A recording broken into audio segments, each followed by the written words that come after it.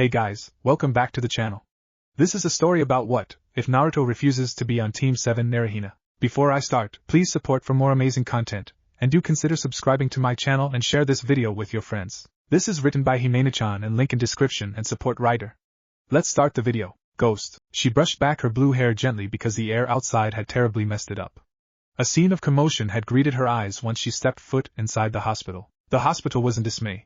It was truly a scene she hadn't witnessed before. The Konoha hospital she knew was quiet and orderly, and here she was watching nurses and doctors dash back and forth through the room, hoping that they would be able to attend the ninjas that suddenly flocked the hospital. The reason why there were so many ninjas in the hospital today was unknown to her. Excuse me, the woman manages to catch the attention of a nurse passing by. What is happening here?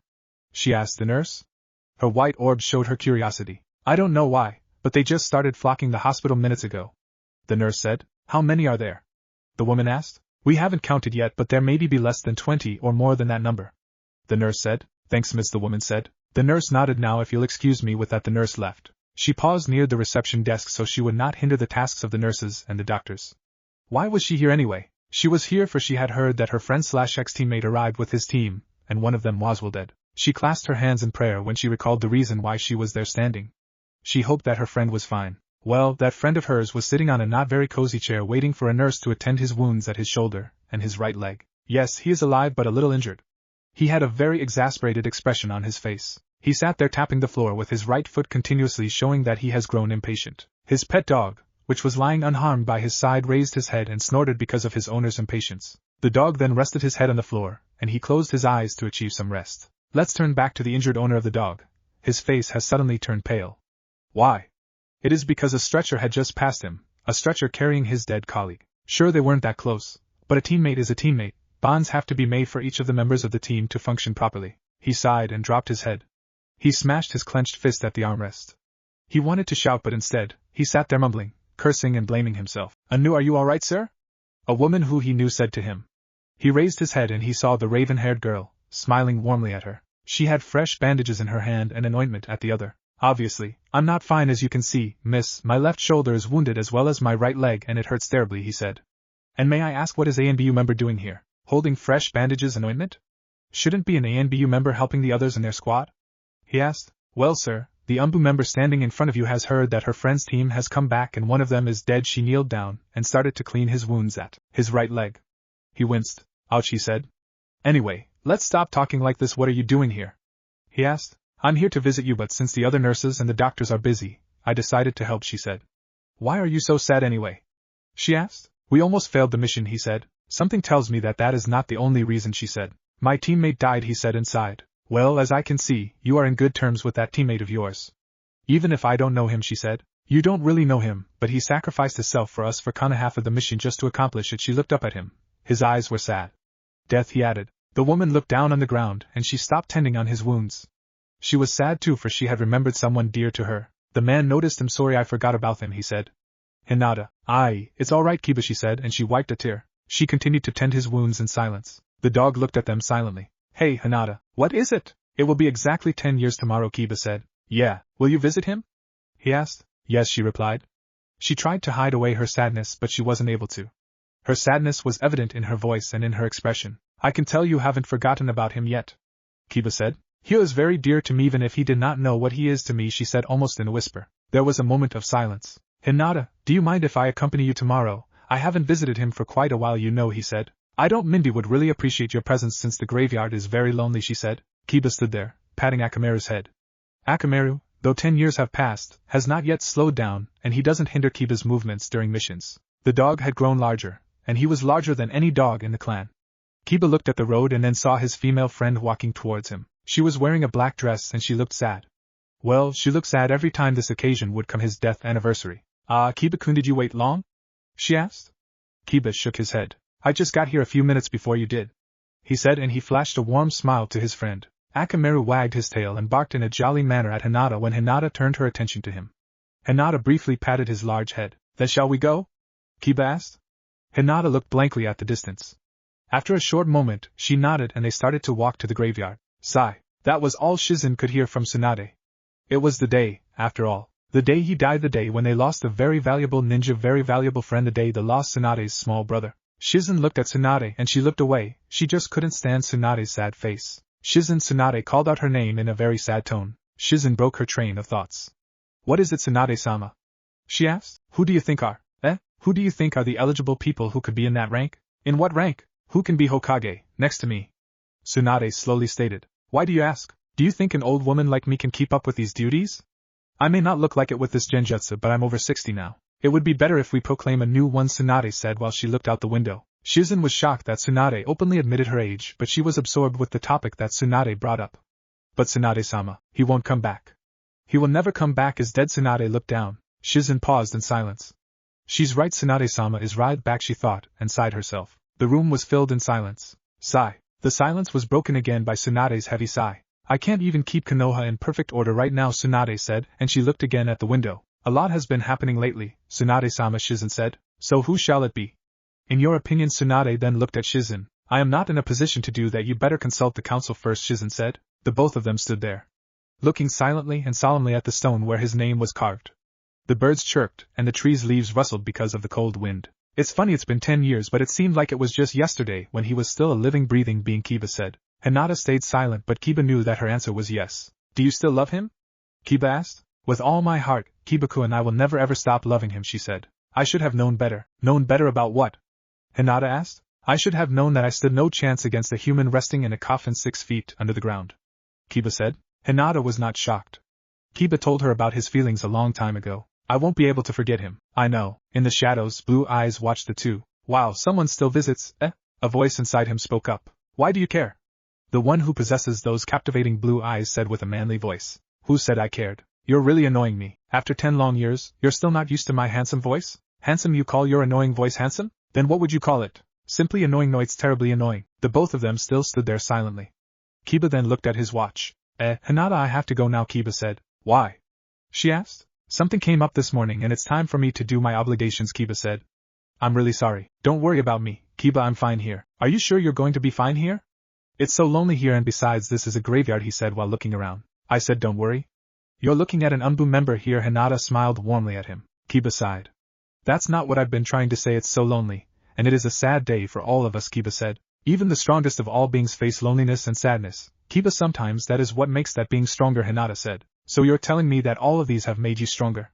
You're telling me that his death has made you stronger all these years? Hinata nodded. That day when he died, I promised in front of his coffin that I, Hyuga Hinata, will work hard for him. Now on that I will try hard to protect what he protected. That I will be stronger. That I will no longer be the shy girl that he knew. That I will face tomorrow with a smile even though he, the object of my affection and my inspiration, has left our world, she said. Kiba smiled. I don't want to sound rude, but I thank him for dying. If that was the thing that pushed you to be stronger, I wished he died sooner. Kiba grinned. Hinata punched him. I hate you, she said with a smile. Thank you, Kiba bowed down. Anyway, I have to go now. He smiled once again. He then walked away. Hey Kiba, she called out while she watched Kiba walk away. What? When we meet again, remind me to kill you, okay? Hinata said. Sure, Kiba said while walking away. Akamaru barked gently to say goodbye to Hinata. You take care of yourself too, Akamaru, Hinata said. Akamaru stopped following his master and barked once again. Hinata waved goodbye. Come on now, Akamaru, Kiba said, and Akamaru followed him. Hinata turned around to face her beloved's grave after Kiba was no longer in her sight. Uzumaki Naruto, she whispered. She ran to the hospital to see what had happened to Shikamaru's team. She entered a hallway where she saw Shikamaru standing, Temari sitting, and Shikamaru's dad was talking to Shikamaru. Suddenly Tsunade entered the room. Chuji is fine now, she said. Shizen went out of a double door. She was panting. Hyuga Niji's condition has stabilized, she announced. Hinata sighed in relief. Are there no news yet about Kakashi and Naruto? The Godame Hokage asked. Shizen shook her head. There was silence. The door behind Hinata opened. She turned pale when she saw Kakashi with a very sad expression. He carried a boy in his arms. A blonde boy that was motionless and pale a boy that seemed lifeless. Kakashi, what happened? Tsunade ran to Kakashi. Kakashi was unable to continue. Shizen called for a stretcher, and it soon came. Kakashi laid the boy down on the stretcher. Hinata saw his hands trembling after he laid the boy down. Tsunade turned pale and she checked his pulse. He had no pulse. Kakashi, what happened? Tell me. Why does he have this hole in his chest? Tsunade asked the silver-haired jounin with teary eyes. I was too late. Tsunade-sama. Kakashi dropped down on the ground on his knees. He bent down and he punched the floor. He cursed himself for teaching Sasuke what might be the technique that killed his other student. Who did this to him? Shikamaru asked. He was crying. Kakashi raised his head to look at the leader of the team. Uchiha Sasuke. Kakashi said it with anger and grief. Are you sure? Tsunade asked. I am sure, I cannot be mistaken. That wound, that hole, was made by a technique called Kaidoribi, the technique that it taught him, Kakashi said. Hinata listened to the conversation, while she looked at the lifeless body of the one she was infatuated with, no body of the one she loves very much. There was silence. Hinata heard the door open once again. Hey, a female said. She looked at the one who said it, and she saw a girl that was named Sakura. Kakashi-sensei, what happened here? Sakura asked. Her voice was trembling. Sakura, that was all Kakashi could say. Kakashi-sensei, why is Naruto lying here like this? What happened to him? Where is Sasuke? Kakashi stood up. Please calm down, Sakura. Answer me, Kakashi-sensei. Kakashi placed his hands on Sakura's shoulder. Sakura, Naruto is dead. Sasuke is gone, Kakashi said slowly. Tears began falling from Sakura's eyes. Who killed him? She asked. Who do you think did? Shikamaru asked Sakura with an angry voice. No, it can't be, he can't. Sakura's whole body trembled. Her knees weakened. Kakashi held her wrists tightly to support her. Say his name. Who do you think killed Uzumaki Naruto? Shikamaru said. Uchiha Sasuke, Sakura said. Correct, Kakashi said. 100% correct, Harino Sakura, he added. No, it can't be. Sasuke-kun can't dash. Stop that. Hinata shouted. Don't say that, because he did. He did kill Naruto-kun. Hinata was now crying. Hinata grabbed Sakura by the wrist. She then pointed at Naruto's wound. Do you see that? That's Naruto-kun's wound. The wound caused by no other than Uchiha Sasuke. Hinata said. Okay, stop that. Tsunade said while she wiped away her tears. It's over. Uchiha Sasuke is gone. Everyone else is fine. Uzumaki Naruto dead. We can't do anything now, Tsunade said. A few days had passed. There was now a small gathering in the graveyard. Tsunade's eyes surveyed the coffin. She went through a lot just for him. She persuaded the council that Uzumaki Naruto should have his own grave because they wanted to cremate him and just carve his name on the memorial stone. Tsunade wanted to have a place to visit her so-called little brother. She didn't want to just look at his name on a piece of stone. So they were here today, for him at his funeral. Everyone stood silent before his coffin. Any time now, Tsunade would give a cue for it to be lowered. Each of them held a white rose except for Hinata. She held a red one. Tsunade then gave the cue. Everyone threw the flower at the hole while the coffin was slowly lowered. Before she threw her rose, Hinata prayed for his soul. Naruto-kun, may you rest in peace. I promise you I'll train harder to protect what you protected and to love you, she said in a whisper that no one could hear. After that, she threw the flower gently down the hole. She sighed at what she recalled. She just couldn't forget about that day about him. Will you just shut up? He screamed in his mind, hoping that the being inside him would understand that he is irritated, very irritated by all his ramblings. He heard the being's curses fading away. He closed his eyes and he sighed. At last, he though was here in a silent place to have a peace of mind, and yet that damn creature inside him had to disturb him, standing there, in a dark place where no one can see and sense him. He watched the young woman stare at a grave, his grave. Yes, it was his grave. It was his, yet he was there standing alive. He cursed the creature inside him because he had made things harder for him. He was content with his death, and it was the only way he can escape the darkness that once engulfed his life. But still, he was in the dark. All these years he grew cold. He would rarely show his emotions with expression and movements. He learned how to remain calm. He could even say that he forgotten how to smile. He cursed the creature inside him once again. He then suddenly heard a growl in his head. Will you stop cursing me? If you don't, I'll toast your brains. The creature exclaimed in a very threatening tone. Like you could do that, he said. He growled once again. But if you really could, then I would gladly let you burn my brains. That way I can finally die. I should have died years ago. Anyway, he added. This time he snorted. Then he finally quieted down. He then looked at the gloomy scene laid before his eyes. The sun's rays were not able to touch the earth because of the dark clouds above. In his eyes, it was very gloomy. In the past, he would have hated this gloomy sight, but he has changed. He carried around a sad and lonely aura with him. It was not like the cheery aura he once had. This one will make you frown. His eyes seemed to question something while he stared at the dark sky. He questioned his existence. Like he said, he should have died 10 years ago. He should really be buried 6 feet under the ground, not standing in one dark corner, breathing and living. Why? He still had the power to ask, even if he spent his 10 years wondering what the answer was. Yes, the creature inside him resurrected him so he could live, but he felt that there was something more, a reason why God did this. But he thought, that time when Sasuke made a hole in his chest didn't really Dieha was alive inside the creature's world. His body that time was motionless, but nevertheless, he still felt alive that time. He clenched his fist and gritted his teeth. Damn, now all his thinking made things much more complicated. The sun had finally shown itself. The dark clouds have left, and it drifted to another place. Now he stood there, startled as white eyes met his blue ones. Second chances? He stood there startled as Hyuga Hinata questioned him with her white eyes. He was startled, but he didn't show it in his face. He just stayed calm, hoping that he could get out of this situation. He was a bit irritated by the way that Hinata looked at him. Her eyes questioned his existence. He thought, if she asked why he was alive, what would he answer to her? He cursed himself for absent-mindedly standing in that corner. If he was just paying attention, this wouldn't have happened. Hinata squinted to make sure that what she was seeing was real. It could be just a figment of her imagination after all. She became teary when she had a good look on him. It surely looked like him, like Uzumaki Naruto, but just older. What Hinata didn't like is that he looked sad and there was somewhat an aura of darkness, loneliness and mystery. Oh God, this was all a figment of her imagination. She missed him so much. Did she miss him that much that she can imagine him as an older Naruto? But what puzzled her was his darkness. She never did think about a dark, sad and mysterious Naruto before. She believed that it wasn't a spirit because spirits don't mature and grow through time. She was now crying. Damn it! Why is she crying? He asked inside his head.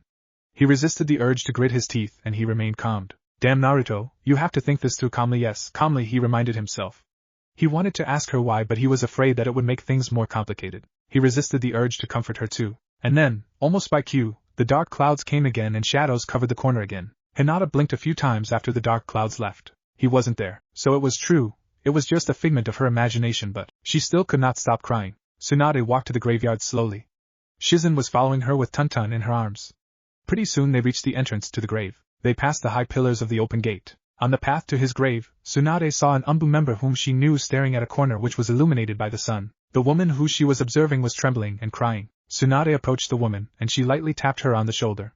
The woman gasped slightly after she snapped up from a state of trance. She blinked a few times before she fully regained herself. Hokage-sama. She stuttered. Hinata, what is wrong? The Godame asked. Hokage-sama. Hinata was only able to say that. Tsunade raised her eyebrow and she sighed. Whatever it was, you better get over it, you still have work to do, right? Tsunade flashed a warm smile. Hinata wiped away her tears and she straightened her posture. Hi, Hokage-sama. She replied. Hinata then bowed down. I'll go now, Hokage-sama, Hinata said shyly. Tsunade patted Hinata in the shoulder before she let Hinata go. You take care of yourself, okay? If Naruto was watching you and you're that sad, he won't be happy. Tsunade smiled. Hinata had a faint blush in her cheeks. She bowed down again and then left. Shizen and Tsunade watched the Hyuga heiress walk away. That's the girl who likes Naruto-kun, right? Shizen asked. Tsunade nodded and said, but she doesn't have to be crying like that. It's been 10 years, Tsunade said. She approached Naruto's grave. She kneeled down and traced his carved name on the stone. I understand her, though anyone who knows him will miss him. She dropped her head. The sun has set and shall never rise again, she mumbled. Tsunade-sama, Shizen said. Tsunade raised her head. She stared at his name quietly. Uzumaki Naruto, the one who made me believe in Konoha's fire. Konoha would be brighter if you would still be living today. The fire of this village would have burned fiercer if you were its guardian. She once again traced the engraved letters. Her sad expression turned into a serious one. Uchiha Sasuke will pay for tea. She shouldn't have taken Konoha's sunshine away. One for you, Naruto. This village shall not falter, Tsunade said, and she stood up. Well, Naruto, sorry for disturbing you, she said. I have to go now, she added. She turned around. Come on, Shizen, I still need to finish my paperwork. Tsunade yawned. Hi, Tsunade-sama. Shizen followed her out of the graveyard. You better keep that promise, Granny, Naruto said while he sat in a bough far away from his grave. He was able to hear all Tsunade's words because of his enhanced sense of hearing. The fox had made him into a powerful ninja. If he would focus chakra in his eyes could see what the Byakugan could and even predict the next movements of the enemy like the Sharingan does. That was a close one, kid, the fox said. I didn't intend that, Naruto sighed. You know how much I've tried to keep my existence in secrecy. But your purpose here is to warn them about outside forces. I know, sooner or later, they will all find out, Naruto said. The problem is, I don't know how they could handle the truth that I am still alive. It's your entire fault. If you didn't keep me alive, things would have been easier, Naruto said. Kyuubi snorted. My survival is not the only reason why I kept you alive, you know it, but you're denying it. You still want the acknowledgement of the brother you never had in you. Want to die? I gave you a chance to pursue your dreams by giving you life. With the second chance I gave you, you can have that acknowledgement sometime in the future. Life isn't easy, kid, Naruto hated to admit, but Kyuubi was telling the truth. I thought I told you to shut up. Naruto asked. Kyuubi snorted and didn't reply. Good fox, he said. A member of the branch family named Hyuga Niji was searching for the Hyuga heiress. After minutes of walking, he found her sitting quietly at a bench in the park. There you are, he said, and approached the Hyuga heiress. I've been looking for you. Hi, she wants to talk to you now. He stood in front of Hinata. She didn't reply. It looked like she was in a state of trance while she looked at her hands resting at her lap. Hinata-sama? He called out. She winced, and she looked up. Niji and I-san, she whispered. What are you doing here? She asked. Niji sighed. I just said it a while ago. Hinata raised her eyebrows. How long have you been here? She asked. For a few minutes. But Batai wasn't listening, she said, looking down on the ground. Niji sighed again. Hayashi-sama wants to talk to you, he said. Is something troubling you, Hinata-sama? It's been a long time since you acted like that. If my memory serves me right, you act like that for the past 10 years when you are in trouble only. He said. Nothing is wrong, you know how sad I can get when this day comes, she whispered. Ah, right, it is the day after all, Niji remembered. Hayashi-sama won't be pleased if you keep him waiting, Niji said. Hinata stood up. Oh, forehead girl.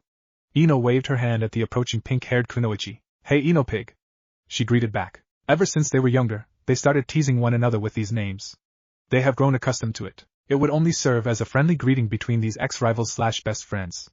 Sakura approached Ino carrying a bouquet of flowers in her arms. Ino grinned. Is that flower for me? She asked. Is this for you? She echoed. Ha, is Shikamaru driving you nuts? I bought this from your shop, so why must I give it to you? She said. And besides, her voice softened. This for Naruto no baka, for the fool who left us 10 years ago, she said with sad eyes. Ino furrowed her eyebrows and she pumped her fists. First of all, Shikaku-in is not driving me nuts, okay? And second, we better not keep Naruto waiting, Ino said. Okay, Sakura said. She calls me Naruto no baka, eh? Naruto raised his eyebrows. Well, let's see what she's going to say, he slouched. Well, Naruto, it's been 10 years, I am wondering how you are doing up there, she smiled. Or did you end up all the way down? She joked. Well, you are a person that should end up in heaven anyway, so you must be in there. You sacrifice yourself, you suffered for Yusi, are a hero, or hero, so you must have ended up there, Sakura said after she laid the flowers down. Ino smiled. He's up there, trust me, Ino said. Sakura smiled at her. Hey, there are no red roses yet, Sakura said. Hinata didn't come by our shop to buy this morning, maybe she will later, Ino said. She really know there is no way she could forget what day it is. Ino added. I know the day just started. Are the others going to visit him later? Sakura asked. I think so, Shikaku-in and Shuji will be visiting him before they leave, Ino said. They have another mission? They just arrived from their previous one yesterday. Sakura exclaimed. How about you, have you been assigned for a mission? She asked. Ino shook her head. Shikaku-in insists that I should not accept any mission. Times today are dangerous, he told me yesterday. He said I should just stay here and take care of Konoha. Ino's face saddened. You are worried, are you? Sakura asked. Of course I am. Who knows, maybe the next time he'll come home he'll end up just like. Ino stopped speaking. Okay, you stop that now and pray for his safety. I trust that he'll come back alive, okay? You should trust him too, Sakura said. But we can't be too confident, Ino said. Then if you are not sure, you better go and see him now. Go and tell him all you want to say. Go and cherish all the hours he is with you, Sakura said. You better do that, all you'll regret it. In my case, I wasn't able to cherish my friendship with Naruto that much. I never even told him how much I appreciate his existence and friendship. I was so Sasuke-centered, Sakura said. Ino stayed silent. Well, Naruto, she turned her attention at his grave. I better go now, Sakura said. Sakurai, understand, don't worry, Naruto whispered in his seat. Hayashi-sama, Hinata-sama is here, Niji said. Good work, let her in then, Hayashi said. Hi, Niji said, and he went out of the room. The door opened and the Hyuga heiress went in. Father, you called? She asked in a graceful manner. Yes, sit down, my child, he said while patting the tatami beside him. Hinata approached him and sat down beside him. He laid his teacup on the ground and he pushed a tray with a teapot, and another teacup was placed towards Hinata. Help yourself, he said. Hinata nodded. She gently held the teapot in her hands.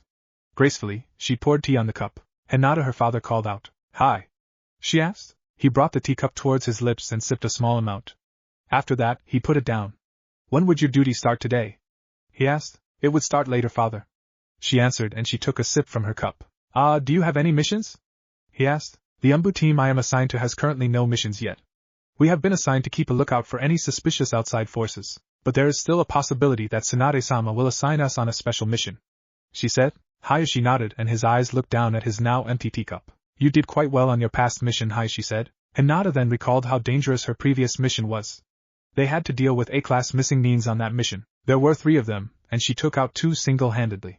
Niji was on her team and had reported her achievement to her father. Her father didn't show much interest to it though.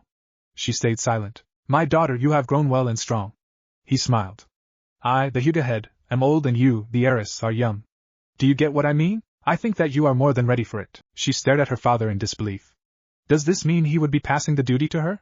But the last time she checked, her father still doubted her. Why do you look at me like that? Do you doubt yourself, Hinata? He asked. He then sighed.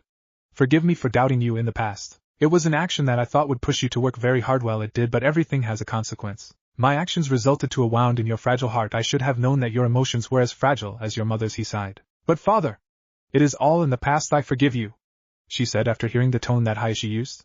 It was a tone of his that was not commonly heard by anyone. It was a tone that seemed to say that the Hyuga head was degrading himself. Hayashi smiled.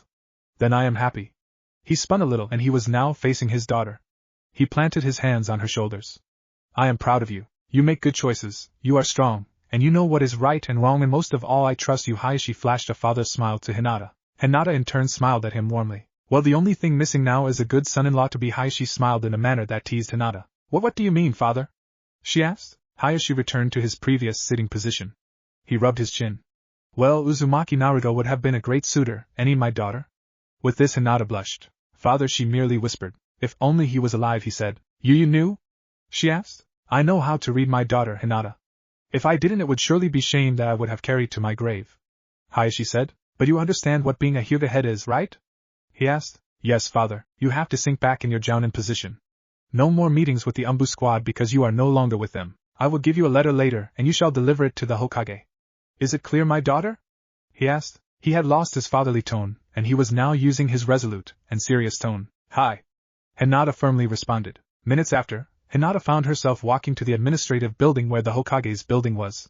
She was no longer wearing her Umbu uniform. She wore her jounin vest paired with a fishnet shirt and a black jacket with the Hyuga crest at the back which concealed her figure. She also wore black pants that felt comfortable. She was holding in her hands a plain white envelope sealed by the Hyuga crest. Minutes later, she was now inside the building. Miss, she said to the lady at the reception desk. The lady looked up at her. Is the Hokage in? She asked. The lady smiled at her. Yes, she is, Hyuga-san. Is she doing anything?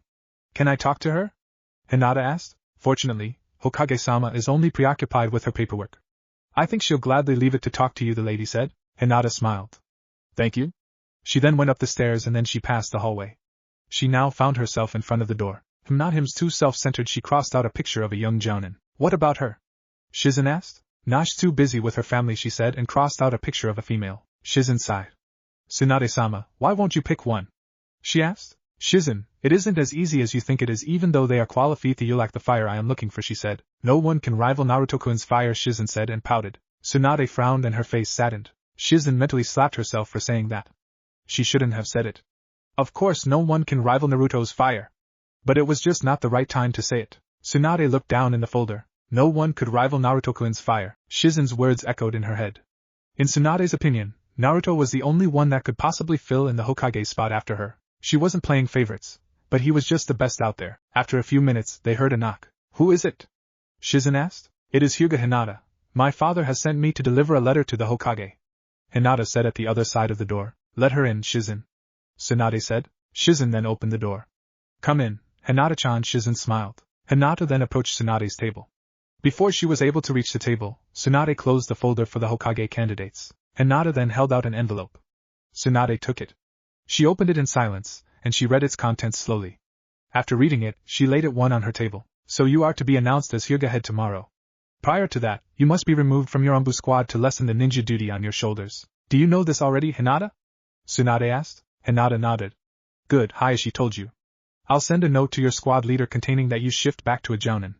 Another ninja shall fill in your spot. You will have to take lesser or no missions at all because of your duties as Hyuga head, understood? Tsunade asked. Hinata nodded. Then you may go now, Hinata-chan. Hyuga-sama, Tsunade said. Ugh, Tsunade-sama, are you alright? Hinata asked. Don't worry about mites, just stress, I'll get over it later, Tsunade said. Hinata took out a small white pill. What is that? Tsunade raised her eyebrows. Stress-relieving pill. I made it, Hinata smiled. Tsunade took it and examined it. Well, thank you. It's very effective, Tsunade-sama, Hinata said. I reckon it has been tried and tested, Tsunade said. Hinata nodded with a sweet smile. Konoha will sue you if I die, you know. Tsunade then took it. After that, Hinata made her way to the Yamanaka flower shop. Welcome, Hinata-chan. Ino greeted her. She greeted back with her usual sweet smile. Ino raised one eyebrow. No Umbu mask and uniform? Are you in a day off today, Hinata-chan? Ino asked. Hinata shook her head. What? Don't tell me you got demoted? Ino exclaimed. Hinata shook her head. Well, it's not purely demotion, Hinata said. Then what is it? Father has stepped down, Hinata whispered in a shy manner. Then that means dash. Hinata nodded. Hi, effective tomorrow. I will be the Hyuga head. Hinata said. Are you ready for it, Hinata-chan, or I mean Hyuga-sama? Ino said. Father said I was more than ready, so I think I am. Hinata smiled. Ino grinned at her. Naruto would have been proud if he was still alive. What's up with all of you saying Naruto this and Naruto that all around me? Hinata asked. We miss him too, Hyuga-sama, Ino said. And please stop calling me Hyuga-sama. I am not accustomed to it. Hinata-sama is fine, but I don't want to be called like that by my friends. Hinata-chan would be okay. Hinata said. Hi, do you a bouquet of red roses then? Ino asked. Hinata nodded. Hinata then made her way to the grave for the second time today. Now, she was carrying a bouquet of red roses, a part of her visit to Naruto's grave which she had grown accustomed to all these 10 years. She looked down at the ground while she walked towards where his last resting place was. When she arrived there she saw the same man she saw a while ago. After Sakura and Ino left, came the others who just looked at his grave. After they left, Naruto jumped down from the tree and he approached his grave. He raised one eyebrow at the sight of it. Uzumaki Naruto, Konoha's true and unsung hero. He read out the engravings. He snorted. I am their unsung hero, eh? Truly deemed to be forgotten, he said. I am the unsung hero, eh? Truly deemed to be forgotten, she heard that. Did the man say he was Uzumaki Naruto? She asked after hearing the I am part. Naruto-kun? She called out. He was startled. He turned around at once when he heard that. She saw Hyuga Hinata holding a bouquet of red roses. Her eyes were wide and he could tell that if she wasn't raised up as refined citizen of Konoha, she would have dropped her jaws open now. Hyuga Hinata, he said. She now dropped the bouquet. The man that was standing there caught it. She was shocked. He knew who she was. Was it really true? Was it really Uzumaki Naruto? She asked all of those things. Why have you dropped it? I thought it was for me? He asked in a calm tone like nothing extraordinary happened. She covered her mouth with her hand. What the hell are you doing, kid? Kyubi asked. Fate, Naruto thought while he held the bouquet of red roses. What? I thought you don't believe in fate. Baka, what I don't believe in is predestination, Naruto thought. She removed it from her mouth. Na Naruto-kun, yo, are you alive? She stammered. It's too hard to believe, any? He asked. Hinata couldn't reply. Are you really alive? She asked. Naruto approached her slowly. His big hands grabbed one of Hinata's small hands. He placed it over his chest. Hinata could feel his heartbeat. Yes. He simply answered. Hinata then raised her head. Her eyes were saying something that Naruto could not decipher. He could not tear his eyes away from her eyes because he wanted to know what they were saying. There was silence as Hinata became teary. She then embraced Naruto and buried her face in his chest. Naruto then wrapped his arms around her to comfort her. Why? Why didn't you tell us you were alive? All these years you were. Tell me why. She asked and she pounded Naruto's chest gently with her hands. I did it to protect all of you, he said in a soft voice. Hinata continued to sob in his arms. Naruto-kun, she whispered. She then raised her head again. Naruto saw the same eyes that he could not decipher. What was it? He asked himself. Are you going to tell everyone that you are alive? She asked. I need to, he said. Will you stay? She asked. That I could not answer, I am unsure, he whispered. She still stared at him with her wide eyes. Why do you stare at me like that? He asked. Hinata broke away from the embrace when she noticed. She looked away with a blush. I missed you, she stammered. You were the only one who missed me? He asked her. We all missed you, she said. There was silence again. How do you live? She asked. I guess God gave me a second chance, he said while looking at the sky. It was once again blue. Maybe God has given me another chance too, Hinata thought as she looked up at the blue sky too. They stood there watching the clouds drift by. Naruto wondered if Shikamaru still indulges in his cloud-watching pastimes. After remembering that he had a companion now, he shifted his attention to her. She didn't notice but Naruto was examining her. Naruto was quite impressed. The flower has bloomed into a beautiful one, he said in his mind. Hinata grew into a graceful, charming and beautiful lady. She grew into one of those women that would make you stare at them in awe. He wondered why he never did take a close look on Hinata before. Oh yeah, because I was too infatuated with Sakura. He recalled the antics he has caused just because he wanted Sakura to look his way. But it was not all just antics. Some of them were quite heroic. Naruto-kun? Hinata called. She had a faint blush in her cheeks. I'm sorry, he said in a gloomy expression. She had grown into a beautiful flower, yet he has lost his radiance. Let us go tell Hokage-sama, she said. Naruto raised his eyebrows. That you are alive, she added. Naruto stayed silent. Was he ready? He asked himself. Hinata stood there waiting for his reply. Naruto looked down. To Hinata, it looked like Naruto's mind was somewhere else. What has happened to him anyway? She wanted to know why he changed so much. Naruto-kun? She asked. Naruto winced and snapped off his thoughts. I'm sorry, he said with a light cold tone. Hinata sighed and then smiled at him. Well, I think you're not ready yet. She ended it with another warm smile. Naruto was startled by her smile. He felt a strange feeling course through his body. It seemed like it hit his heart. He hasn't felt that for a long time, a human's warmth. He brushed back his long blonde bangs. You really think I should tell her? He asked. She will be happy, Hinata said. You don't know how sad she was when you died, you don't know how sad we were, her tone saddened. She began crying again. She covered her face with her small pale hands. Naruto felt sad that she was crying. Don't cry please, he pleaded, and he embraced Hinata. I don't want to see people sad because of me, he added. Hinata sobbed before replying. That's why you have to tell the rest that you are alive. She removed her hands from her face. Naruto saw her tears flowing. She looked up at him again. We are all sad because we know that you are dead and yet you were alive all along, she sobbed between pauses. Naruto wiped away her tears. He closed his eyes and sighed. Okay, he opened his eyes and Hinata saw how captivating his eyes are. But I am not ready to walk on those streets again, he said. Why? She asked. Naruto just stared at her. There was silence. You understand, Hinata whispered. What did you say? I understand, Naruto-kun, I understand that you are not ready to tell yet, Hinata smiled. Naruto stayed silent. He then shifted his attention at a bench near a tree. Come, let us sit there, he said to Hinata. They approached the bench and sat there. Why are we sitting here?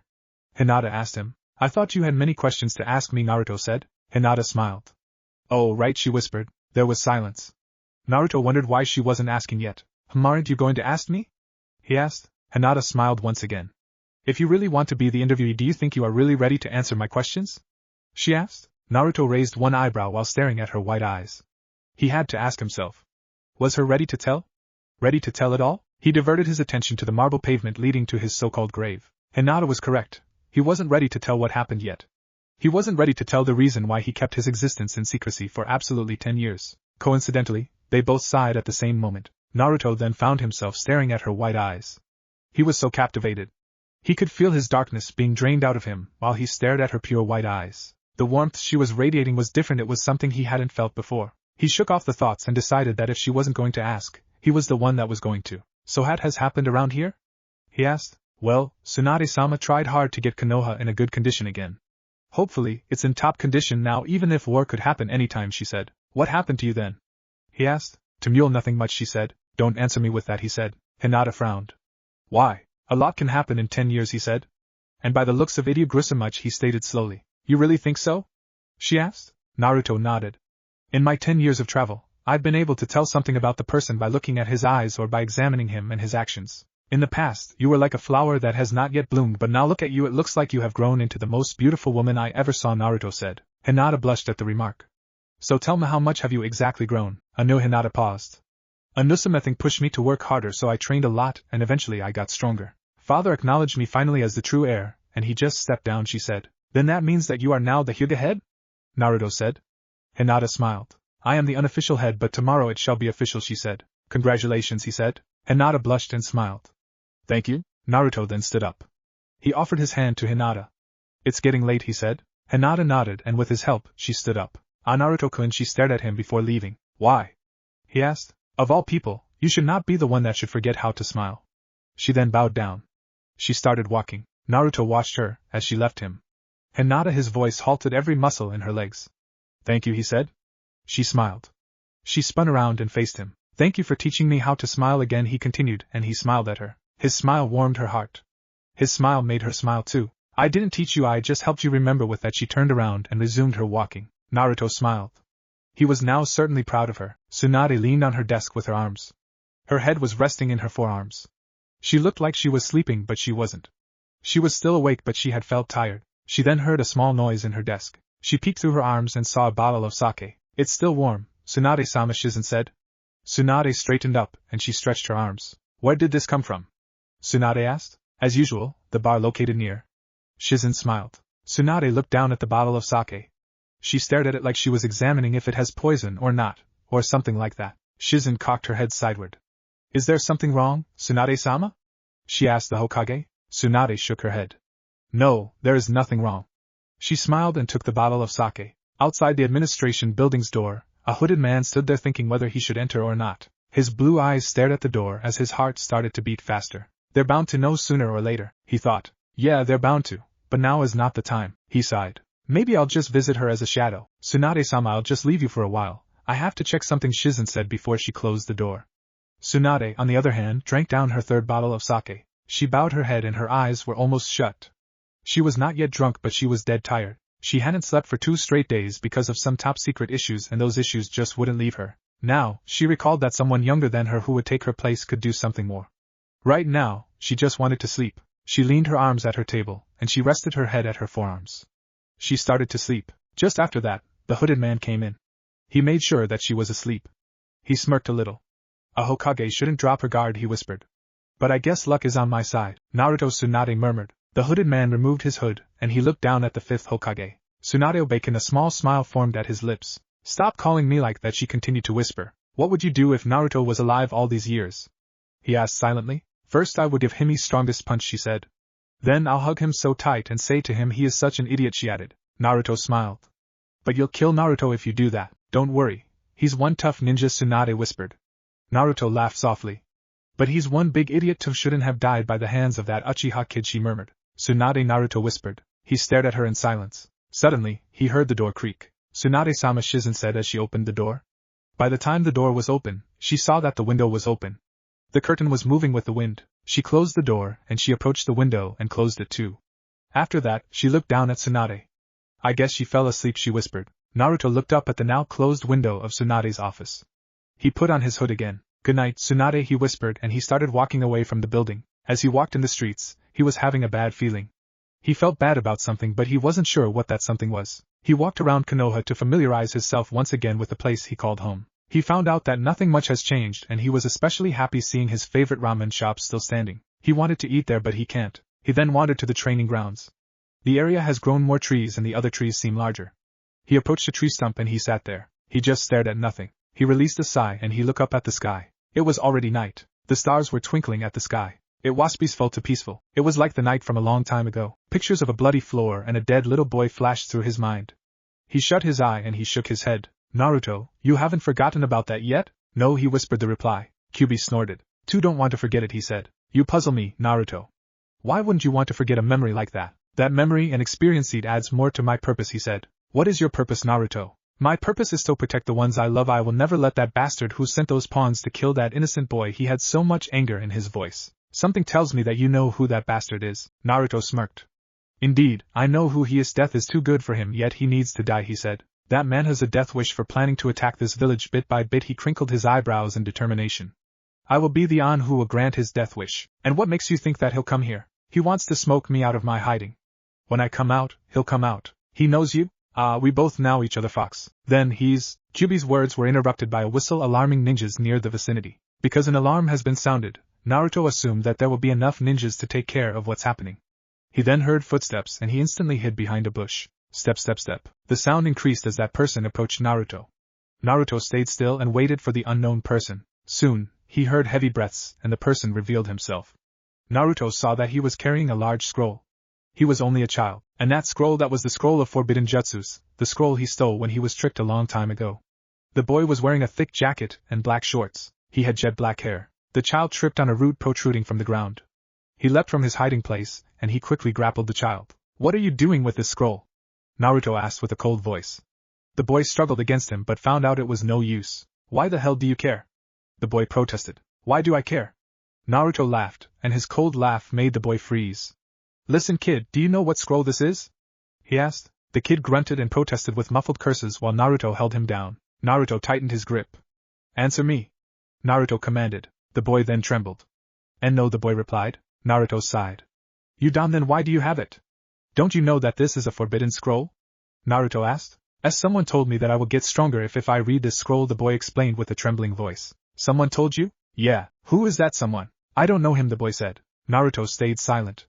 The boy didn't know, but Naruto was examining the sound of his heartbeat. Naruto had the ability to tell if the person is lying or telling the truth by the heartbeat's sound because of his enhanced sense of hearing. Damn, where is he? Someone said a few feet away. Please let me go, the child pleaded. I can't, Naruto said. I don't want to be punished. If you didn't want to be punished, you shouldn't have done this in the first place, Naruto said. He was still holding the child down. We finally found, huh? A ninja said. Naruto stood up, still holding the child. You were looking for this boy? He asked the Chunin who was searching for the boy. A small smile formed in his lips. The Chunin nodded. Then go and get him, Naruto said. The Chunin stepped forward and took the child. He started scolding the child. After a few minutes, he turned to Naruto. Thank you. If someone evil gets a hold of this scroll, it would be bad, the Chunin said. Naruto picked up the scroll and gave it to the Chunin. I know, he paused. Iruka-sensei, Naruto said. Were you a past student of mine? Iruka asked. Yes, I was, Naruto said. Iruka examined Naruto. He could not tell who he was because it was dim, and the shadow caused by his hood covered his face until his nose. The shadow was covering his whisker lines as well. I guess you could not tell, Naruto said. Who I am? Iruka smiled. How could I tell? I could not even see your face, he said. Iruka saw Naruto smile. Does it matter?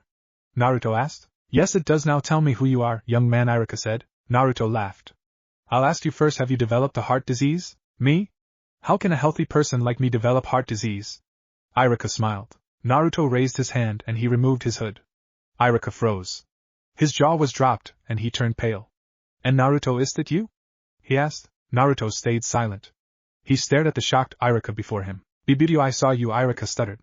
Because of his disbelief and shocked state, he loosened his grip on the boy and the boy ran away but was successfully stopped by a Naruto bunshin. The bunshin then tied the boy to a tree and stood guard as Naruto and Iruka stared at one another. After that, Iruka burst into tears. And Naruto were alive, why didn't you tell us? Iruka said while he cried. Man, you should get a recorder or you'll end up repeating your reason a lot of times, Kyubi said. Naruto's eye twitched because of Kyubi's comment. And Naruto, why didn't you tell us? Iruka repeated the question. Tsunade-sama. Shizen shook Tsunade's shoulder to wake her up. What do you want? Tsunade said as she stretched her arms. Another is an emergency, Shizen said. What kind of emergency? She asked. The scroll of forbidden jutsus has been stolen by a kid, Shizen said. It was stolen by a kid? Tsunade asked. Shizen nodded. Give me the crystal ball then. Shizen went to a drawer and brought out the crystal ball that Sandaime used when he was still alive. Tsunade activated the ball and saw the kids tied to a tree. I guess it's been taken care of. Her voice trailed off when she saw someone very familiar via the crystal ball. Who the hell is with Iruka? He looks like. I hid because I wanted to protect all of you. Tsunade heard the man via the ball. The man's voice was cold. But do you know how much sadness you gave us because we knew you were dead?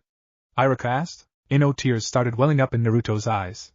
I'm sorry, but I had to Hidito protect you to get myself some time to think. Iruka cried more. And Naruto, it's all in the past. What matters is that you're still alive. Iruka's voice trembled because he was crying. He then smiled. Everyone will be happy when they hear the news about you, he said. He wiped his tears away. Tsunade instantly stood up after this. Tsunade-sama, where are you going? Shizen asked. I'm going where Naruto is. Tsunade said. You're going to the graveyard? Shizen asked. She didn't hear the conversation between Naruto and Iruka. No, Tsunade approached the door. Then where? She asked. Just follow me. They have been standing like that for a while now. They have been saying no word at all. But their tears hadn't stopped yet. Iruka felt too emotional with the truth of Naruto's existence. Naruto, that really you? A female asked. Naruto turned his head and he saw Tsunade. Had a good night's sleep, Tsunade? He asked. How did you know I was sleeping? I passed by, he said. You went there without alerting anyone? She asked. There are still unwanted holes in the security that needs to be fixed, he said. Tsunade then approached him. When she was a feet away from him, she asked, so you were the one that was asking me all those questions? She asked. Yes, I was the one. He replied. You baka! Tsunade exclaimed. You should have at least told me that you were still alive, and you were just hiding. Don't you know how hard it is to choose another Hokage potential besides you? She hit him in the head. Naruto massaged the part that Tsunade hit with his hand. Why am I your only choice? He asked. It's not that you're my only choice, but you're the best choice for the village's future, she said. Tears started to fall. Naruto didn't reply. He soon smiled. I thought you were going to hug me really tight, he asked. Tsunade smiled. Shizen, who was affected by the emotion, wiped away her tears and smiled at the scene. So, where have you been all these years? Tsunade asked after giving Naruto a hug. I'll tell you when the others find out about me. And when would that be? She asked. I don't know, he said. I'll come by your office tomorrow morning, he said. For the meantime, I need some rest and make sure you take care of that kid, he said, and disappeared in a puff of smoke. He has changed much, Tsunade whispered. Hyuga Hinata was leisurely taking a walk in the Hyuga compound's garden. Violet flowers had bloomed earlier, and she was here to see the sight. Beautiful, isn't it? A man asked. Hinata turned around and saw Naruto sitting in a bough. Naruto-kun, what are you doing here? She asked. Naruto smiled. Nightmare. Naruto-kun, what are you doing here? She asked. Naruto smiled. Hinata smiled at him too. So, are you going to answer my question or not? Naruto laughed softly. It's really fun seeing a more confident Hinata, he said. Hinata blushed. Would you smile again for me? He requested. She raised an eyebrow. Why? She asked. Why? He laughed softly again. It's because I like to see your smile, he said. She smiled again. I mild breezed past them. Tsunade and Iruka-sensei already knows, he said. Really? She asked. He raised his head to look at the stars. Yeah, he said. She looked at the stars too. Hinata, he whispered. What? She asked. They're going to announce it tomorrow, right? He asked. Well, if you're talking about me being the official Hyuga Hedias theory going to announce it tomorrow, she said. Is there going to be a big gathering? He asked. Yeah, they already invited all important people. They invited my friends too. All who cares for you shall be there. She smiled at him. What time? He asked. At the afternoon, before dinner. Oh, he scratched his cheek and jumped down from the bough. Are you going already? She asked. Yeah, he smiled. Take care of yourself. You have a big day tomorrow. Good night. Hey, Naruto-kun, she said in a hurry. Are you going to reveal yourself to the others tomorrow? she asked. Naruto looked down on the ground and sighed. He then looked at Hinata. Tell those who care for me to stay for a little, while after everyone leave he grinned. Good night, Hinata, he said. Good night, Naruto-kun. Naruto disappeared in a puff of smoke. I can't believe it, Tsunade whispered. She was still there on the forest. As much as she wants to think about Naruto, there was still the child that stole the scroll. She turned around and faced the child tied to a tree. He was trying to escape. Oi Gaki, she called. The boy who was trying to escape stopped and stared at her. Tell me your name, she said. Yasuhiro Hidetada, the child whispered. Well then, Hidetada, did you steal the scroll? She asked the boy. He looked down on the ground. As someone told me that I would get stronger when I steal it and use it, he said. Tsunade sighed. Do you know how dangerous the jutsus in here are? She asked. Hidetada shook his head. A small boy like you cannot handle all these, she said. The boy looked down again. Sorry, he whispered. Who are this boy's parents? She asked. He is an orphan, Tsunade-sama. Iruka said. Then he lives just like Naruto? She asked. Aye, someone takes care of him. Iruka paused. Hyuga Hinata takes care of him, and checks on him once in a while. She also supports his daily needs. Hyuga Hinata, Tsunade whispered. Are you going to do something to Hinata-ne because of me? He asked. Tsunade and Iruka stared at the child in silence. Please don't do anything to her because of me. She didn't do anything.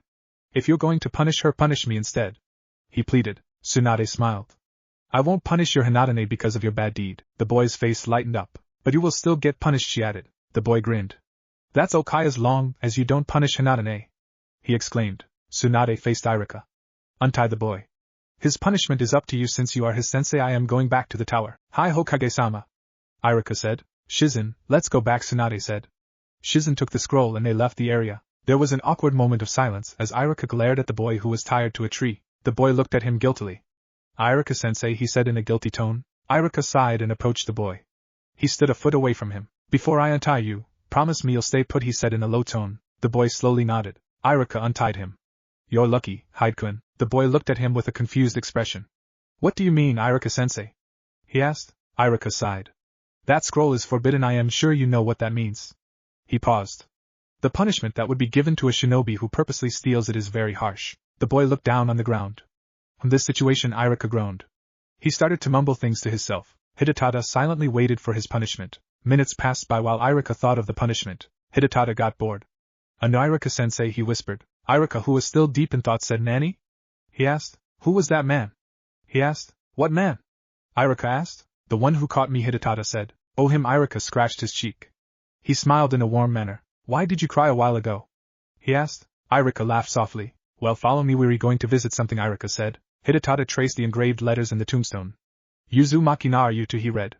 He then turned his and looked at Iruka as if he was waiting for Iruka to say something. Iruka looked at the tombstone quietly. Iruka-sensei? The boy asked. Iruka snapped out from whatever he was thinking of.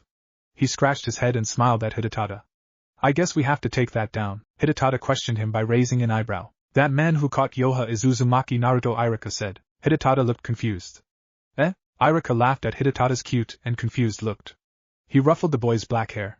You pick up things slow, he grinned. Hidetada cocked his head sideward. That's why I said we have to take that down. He's alive, and we don't need any tombstone for him if he's alive, he smiled. Oh, Hidetada's voice trailed off.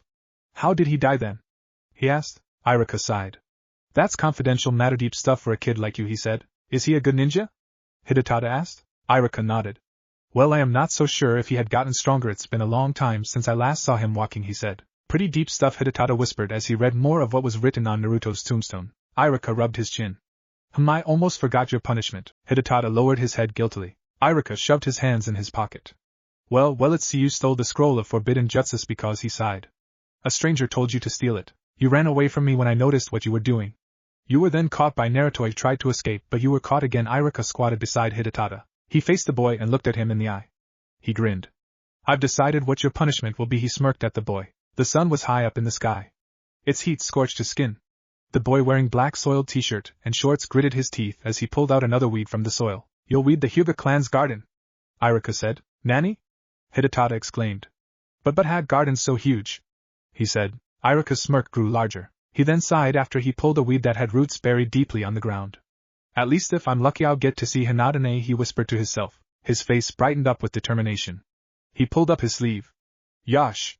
I'll try and finish it quick. Naruto watched the kid from afar. Weeding? He asked.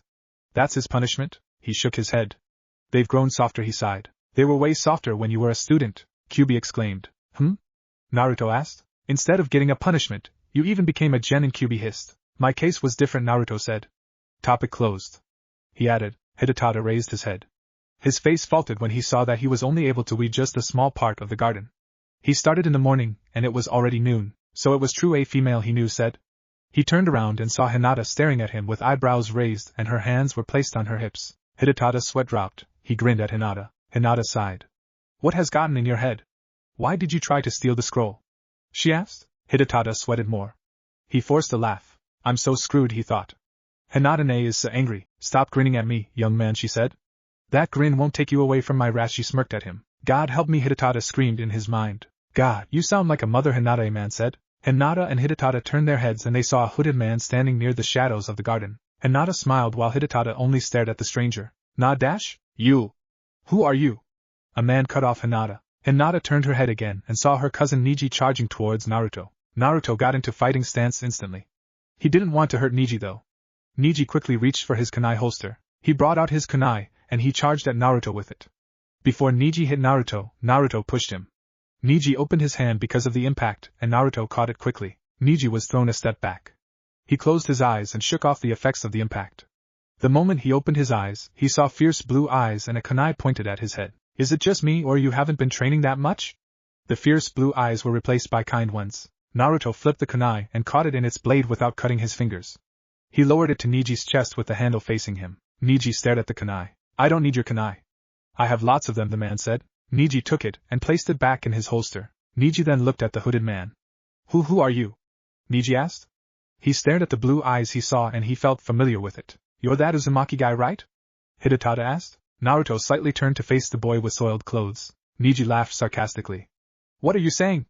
The only Uzumaki I know is dead, he hissed. Got up on the wrong side of the bed, Neji?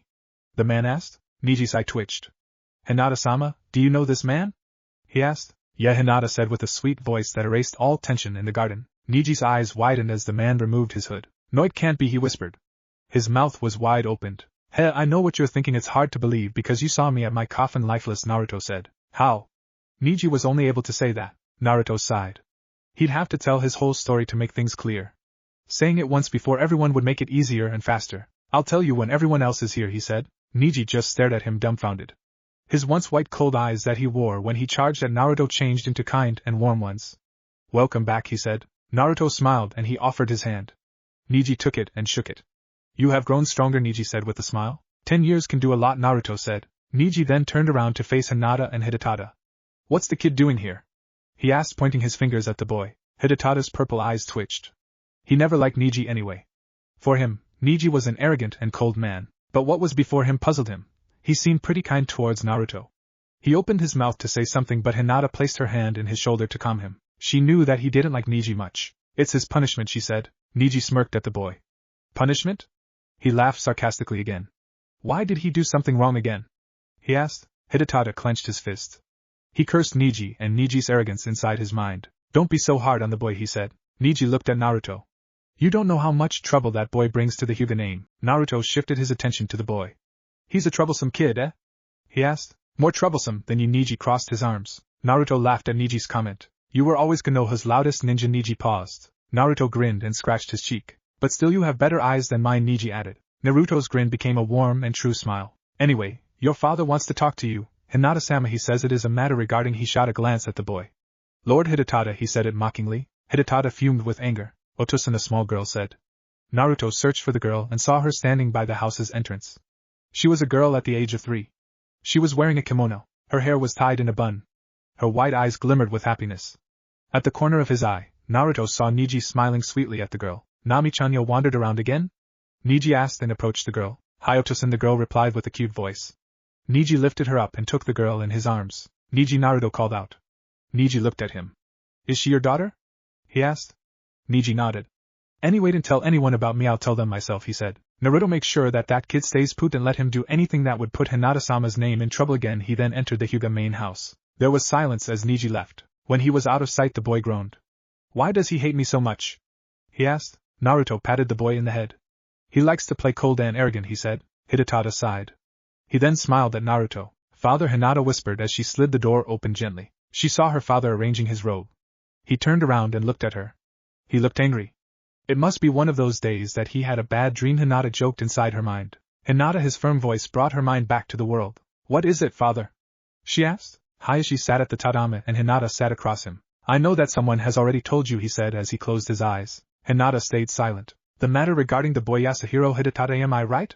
He opened his eyes. Hi, Hinata replied. That boy has already brought the name of our clan too much trouble, he sighed. And last night, he stole the scroll of forbidden jutsus. I am actually surprised that Tsunade-sama let him have a light punishment. He should have had a harsher one, he suggested. But then I trust the Hokage's judgment. He stood up and approached the window. Hinata's eyes followed him. He opened the window and fresh air filled the room. What are you trying to say, father? Hinata asked. Hinata, daughter. He turned and faced her. You cannot take him under your wing anymore, he said firmly. The boy smiled at him. Is that so, Naruto-san? He grinned. I would like to talk to you much longer, but I am sure you can see that I really have a lot of work to do, he said. Don't overwork yourself, Naruto said. But father, Hinata said. Hinata's I have said, that child has already brought too much trouble to this clan's name. I don't know why, but trouble seems to always follow that child, he said. Hinata looked down at the ground. She bit her lower lip. The shy Hinata was coming back. Starting today, you'll have more obligations, more responsibilities, Hayashi said. Any time now, she would start twiddling her index fingers. She took a deep breath and pulled herself together. Sooner or later, father, I will have to face this responsibility when I have a child, she said. He sighed. Yes, I agree, but having your own child is a different matter. By that time, you'll have your husband who shall help you in taking care of him. Your husband shall share the responsibility of taking care of your child with you. And my daughter, you have no husband yet, and Yasuhiro Hidetada is not your child, he pointed out the fact. Hinata sighed in defeat. She did not win this round. Fahira, at least let me take care of him until I find someone who shall replace me, she said. Hayashi looked at her silently. All right, he said. But when you find someone who shall not be your responsibility anymore, he said. Hinata raised her head to meet her father's eye. I can still be friends with him, right? She asked. Hayashi smiled. You have to get going now. It's already noon and the party is at the afternoon. The maids have told me you have not eaten yet. A Hyuga head must not overlook her health, he said. Hinata smiled at him. She bowed down. Hi, father, she said. Naruto sat on a patch of grass hidden by the big tree's shadow. He watched the boy as he weeded the garden. He wanted to help the boy, but this wasn't his punishment after all, and besides she needed to think of what he's going to say later. Naruto sighed and he continued to observe the boy. Hidetada reminded him so much of Yoshi, a boy he met back then, the one that lied dead on the ground that night. He clenched his fist and punched the ground. He promised himself one more time that he'll get that bastard who sent his pawns to kill the innocent boy. Hidetada shifted and saw Naruto's Luke shivered. Naruto looked like he was ready to kill someone. Naruto's blue eyes were full of anger and hate. Naruto looked up. Hidetada dropped the pile of weeds he gathered in his hand. What's wrong? Naruto asked. Hidetada shook his head. Hey, Naruto-san, he whispered. What is it? Naruto asked as he put his hands at the back of his head. He lied down and closed his eyes. Anew Hidetada took one deep breath. Are you happy? Hidetada asked. Happy about what? Naruto asked. Are you happy that you're still alive? Hidetada asked. Naruto sighed. He muttered. I think I'm better off dead, he said. Hidetada gathered the weeds back in his hands and he threw it in a bag. Why? He asked. This second life of mine has brought me more pain and suffering. He opened his eyes and stared at the calm blue sky. Hidetada was puzzled. He just recalled the picture that his Hinata-ne showed him once. It was a picture of Iruka-sensei class. Naruto was there with a big grin on his face. He said to himself, I wonder what happened to him. I could really tell by that picture that he was happy. Naruto stayed silent. Hidetada pulled more weeds. At least, Hidetada whispered. Naruto sat up and looked at the boy. You made someone happy, he smiled. Who did I make happy by being alive? Naruto asked. Hokage-sama, Iruka-sensei, Niji-sen, Hidetada enumerated. And last but not the least, me, Hinata-ne, he grinned at Naruto. The way I see it, she likes you, he said in his mind. Naruto smiled. Hidetada was right. At least he made someone happy. Hey kid, Hidetada looked at him. You haven't told me your name yet, he reminded. I'm very sorry, he said. I'm Yasuhiro Hidetada. You can call me Hyde for short. He grinned at Naruto, growling. What was that? Hidetada asked. Naruto raised his hand and scratched his head. That was my stomach, he laughed. Hidetada laughed with him. Looks like both of you are having fun, a female said. It was Hinata. Hidetada stopped laughing when he heard her voice. He turned around slowly to face Hinata. Did your father do something bad to you? He asked. Hinata closed her eyes. Well, hadn't she said? As sorry, Hidetada said. For what I did last night. Hinata approached him and ruffled his black spiky hair. That's all right, Hyde-kun, we're only human. She smiled warmly at him. Naruto stood up from the patch of grass. He caught the attention of the two. Are you going already, Naruto-kun? Hinata asked. Naruto patted his stomach. I'm afraid I need to eat, he said. Hinata just stood there. She was planning a short picnic with Hidetada, but looks like shy Hinata did come back. She wanted to invite him to the picnic. Oh, she was only able to say that, and she cursed herself inwardly. Hidetada saw the look on her face. He knew she wanted to say something to Naruto. He smirked, and pushed Hinata a step forward. Go tell him whatever you're going to, Hinata-ne, he whispered at Hinata. Hinata raised an eyebrow at Hidetada. Seems like he did notice what she felt for Naruto. See you, Naruto-kun. She cut him off. What? He asked. Would you like to join us? We're going for a picnic, she said. Sure, he answered. Hinata smiled. Hide-kunyo should go home and take a shower and change your clothes, she said. But I am still doing my punishment, Hidetada said. Hinata smiled at him. Don't worry, if Iruka-sensei asks where you've been, I'll tell him that you had your lunch break with me, she said. Hinata is good, Naruto thought after he finished his lunch. He certainly liked her cooking. They were near the training grounds. A forest that grew thicker surrounded the clearing where their picnic was held. Naruto smiled as he watched Hidetada play in the fields. He's still a kid, Naruto said. What? She asked while she put away the plates. She stopped and looked at Naruto. Naruto pointed his finger at Hidetada. Hinata smiled. Hidetada was now chasing butterflies. She giggled. He just 11, she whispered. There was silence for a moment. Where are his parents? Naruto broke the silence. Hinata closed the picnic basket. She sighed. They're gone. Naruto suddenly recalled all the loneliness he felt when he was just a child. How did you meet him? He asked. Tu was from the Hokage Tower. I just submitted my report to Hokage-sama. It then suddenly rained when I was on my way home. I picked up my pace and bumped into him. He was crying, his clothes were torn and soiled. I think he was just at the age of 5 by that time, and I was 17. I took him home. I bought him new clothes. I became fond of him, and we became friends, she said. Tell me more.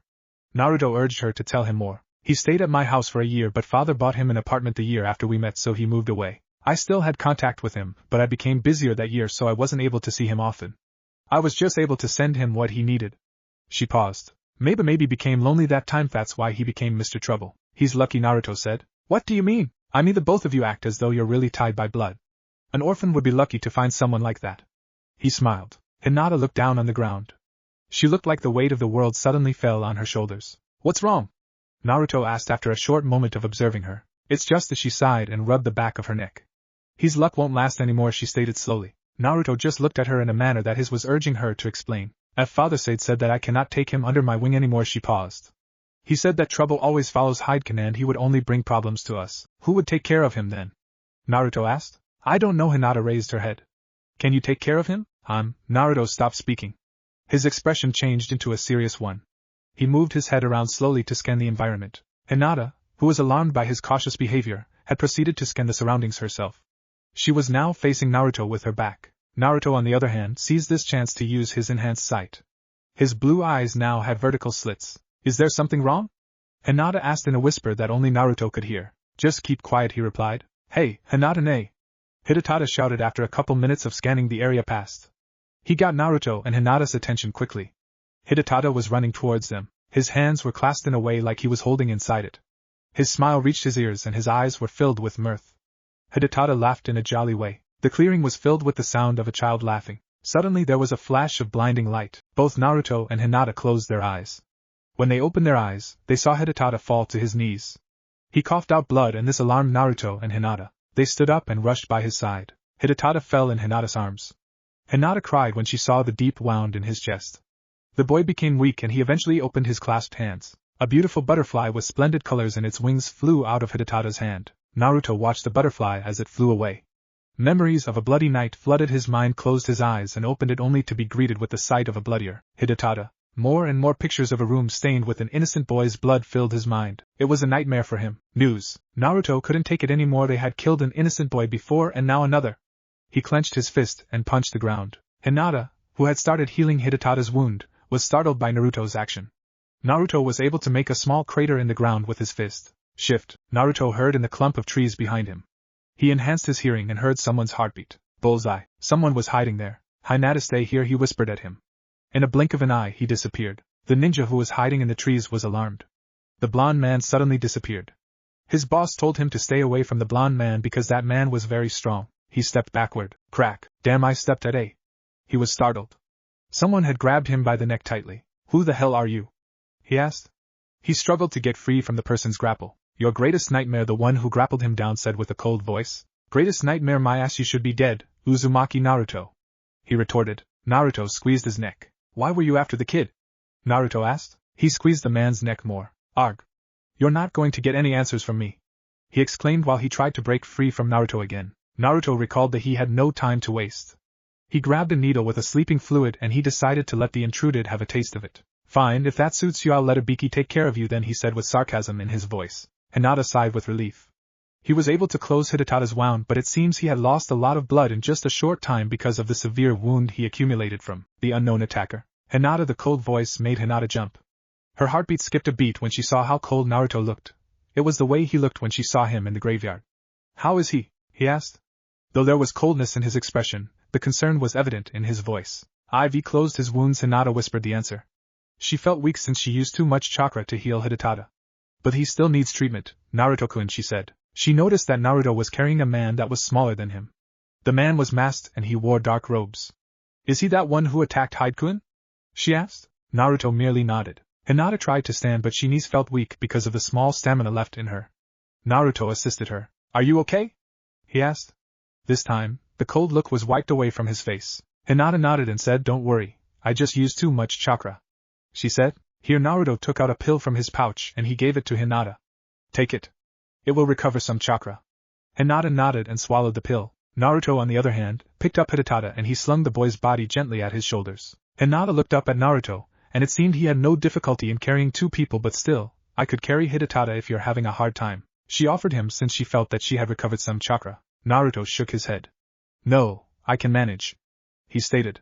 Where does Hinata usually hang out? He asked Hinata. She's usually at the hospital before evening. Hinata then shifted her attention to the picnic basket and the blanket. Someone still has to carry it back to her house. I'll go to the hospital and you should take that back home, he said. But I want to come with you, Hinata said. Irika-sensei will come by your house to see if Hyde is doing his work. I am pretty sure he'll drop by. You should take that home and wait for him, or go find him and tell him what happened. I'll take care of him, don't worry, Naruto said. Hinata dropped her head. Okay, she said. But the others might see you, is that okay? She asked. I don't care if they see me or not. Hyde is more important now, Naruto said. I didn't want to see another kid die, he added in a whisper that Hinata didn't catch. Naruto disappeared in a puff of smoke. Naruto-kun, Hinata said, and after a short moment, she placed the other things inside the picnic basket, and she took it home. Irika stared at the garden in an irritated manner. He had his arms crossed, and he was pouting. Where is Hyde? He asked. I can't believe he still had the guts to escape from his punishment, he added. He was there for a long time now, and it seemed Hinata wasn't there too. Hayashi didn't know Hyde's whereabouts, and he also found out about the fact that Hinata couldn't take care of Hidetada anymore. Niji was not home because he had attended a meeting. The other Hyuga clan members can't tell a thing about where Hidetada went. Hidetada will regret what he did. When I see that kid, I'll... Irika-sensei, Hinata called out. She has just gotten home and a Hyuga clan member has told her that someone was looking for her, and that someone was waiting for her at the garden. It turned out that someone was Irika, the person she was expecting to see by the time she went home. Hinata-sama, Irika said. Where is Hyde-kun? He asked in a hurry. Hinata turned pale. She opened her mouth to speak but no words came out. Is there something wrong? Irika asked her, and she nodded. Irika-sensei, Hyde-kun is Henji no Jutsu, Naruto whispered and turned into Irika.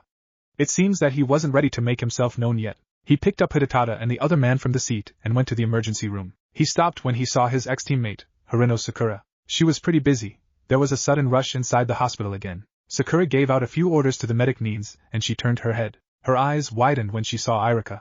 Irika-sensei, what happened to Hyde-kun? She asked after she approached him. Why is his clothes soaked in blood? Did he go through a very strenuous training session? If so, why didn't you supervise him?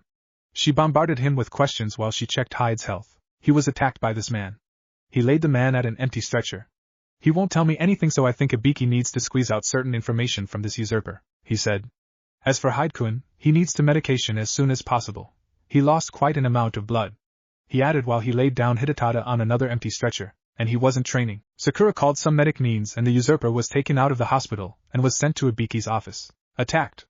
Irika exclaimed. Where is he? He asked. Hinata had just told him the whole story. Naruto-kun took him already to the hospital. Hinata said. Naruto? Wouldn't that be endangering his long-kept secret? He asked. He said he didn't care. Irika stared at the ground for a moment like he was sorting out things inside his mind. Irika-sensei? Sorry, he whispered. What are we waiting for? Let's go to the hospital right now. Ibiki-san! Ibiki-san! Some nin knocked at Ibiki's door. Ibiki looked away from the psychology book he was reading and said, "Come in." A Chunin-ranked ninja who was one of Ibiki's helpers entered his office with an alarmed expression. Ibiki was already looking at his book when he asked, "What's the matter?" "Sir, a nin who is in our bingo book has been sent here. They said Irika-san was the one who caught him. They also told us that Irika wants you to get some information from him because he wasn't able to make him talk," the Chunin said after catching his breath. Ibiki closed the book and looked at the Chunin. "Tell me all the information you have on that ninja," Ibiki ordered while he stood up. He placed the book back on the shelf in his office. The Chunin cleared his throat. "Well, sir, his name is Funakoshi Shin, though he is called Zetsumei. He is a B-rank missing nin in the bingo book. He has been unseen for the past 10 years. Rumor has it that he has joined the sound during that 10-year period.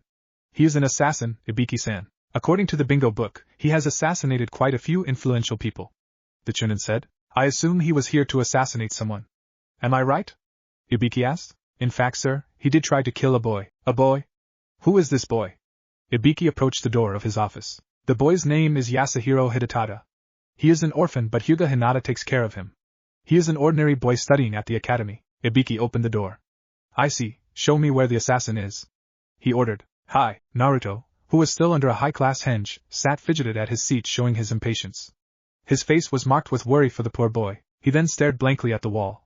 He wondered why Hidetada was attacked. He gritted his teeth in annoyance when he was unable to answer his own question. He then thought back to the other boy who he met years ago. He was now thinking of the boy that he saw lying in a pool of blood. He wiped away the sweat in his face. While he did, his hands trembled because of the memory he was recalling. 5 years ago, 17-year-old Uzumaki Naruto sat at a boulder. He laid his bag gently, and he massaged his shoulder. He has been traveling for quite a long time now. He opened his bag and snatched an apple from it. He wiped it with a clean cloth and took a bite from it. He then looked at the road before him. He was getting nearer and nearer to the snow.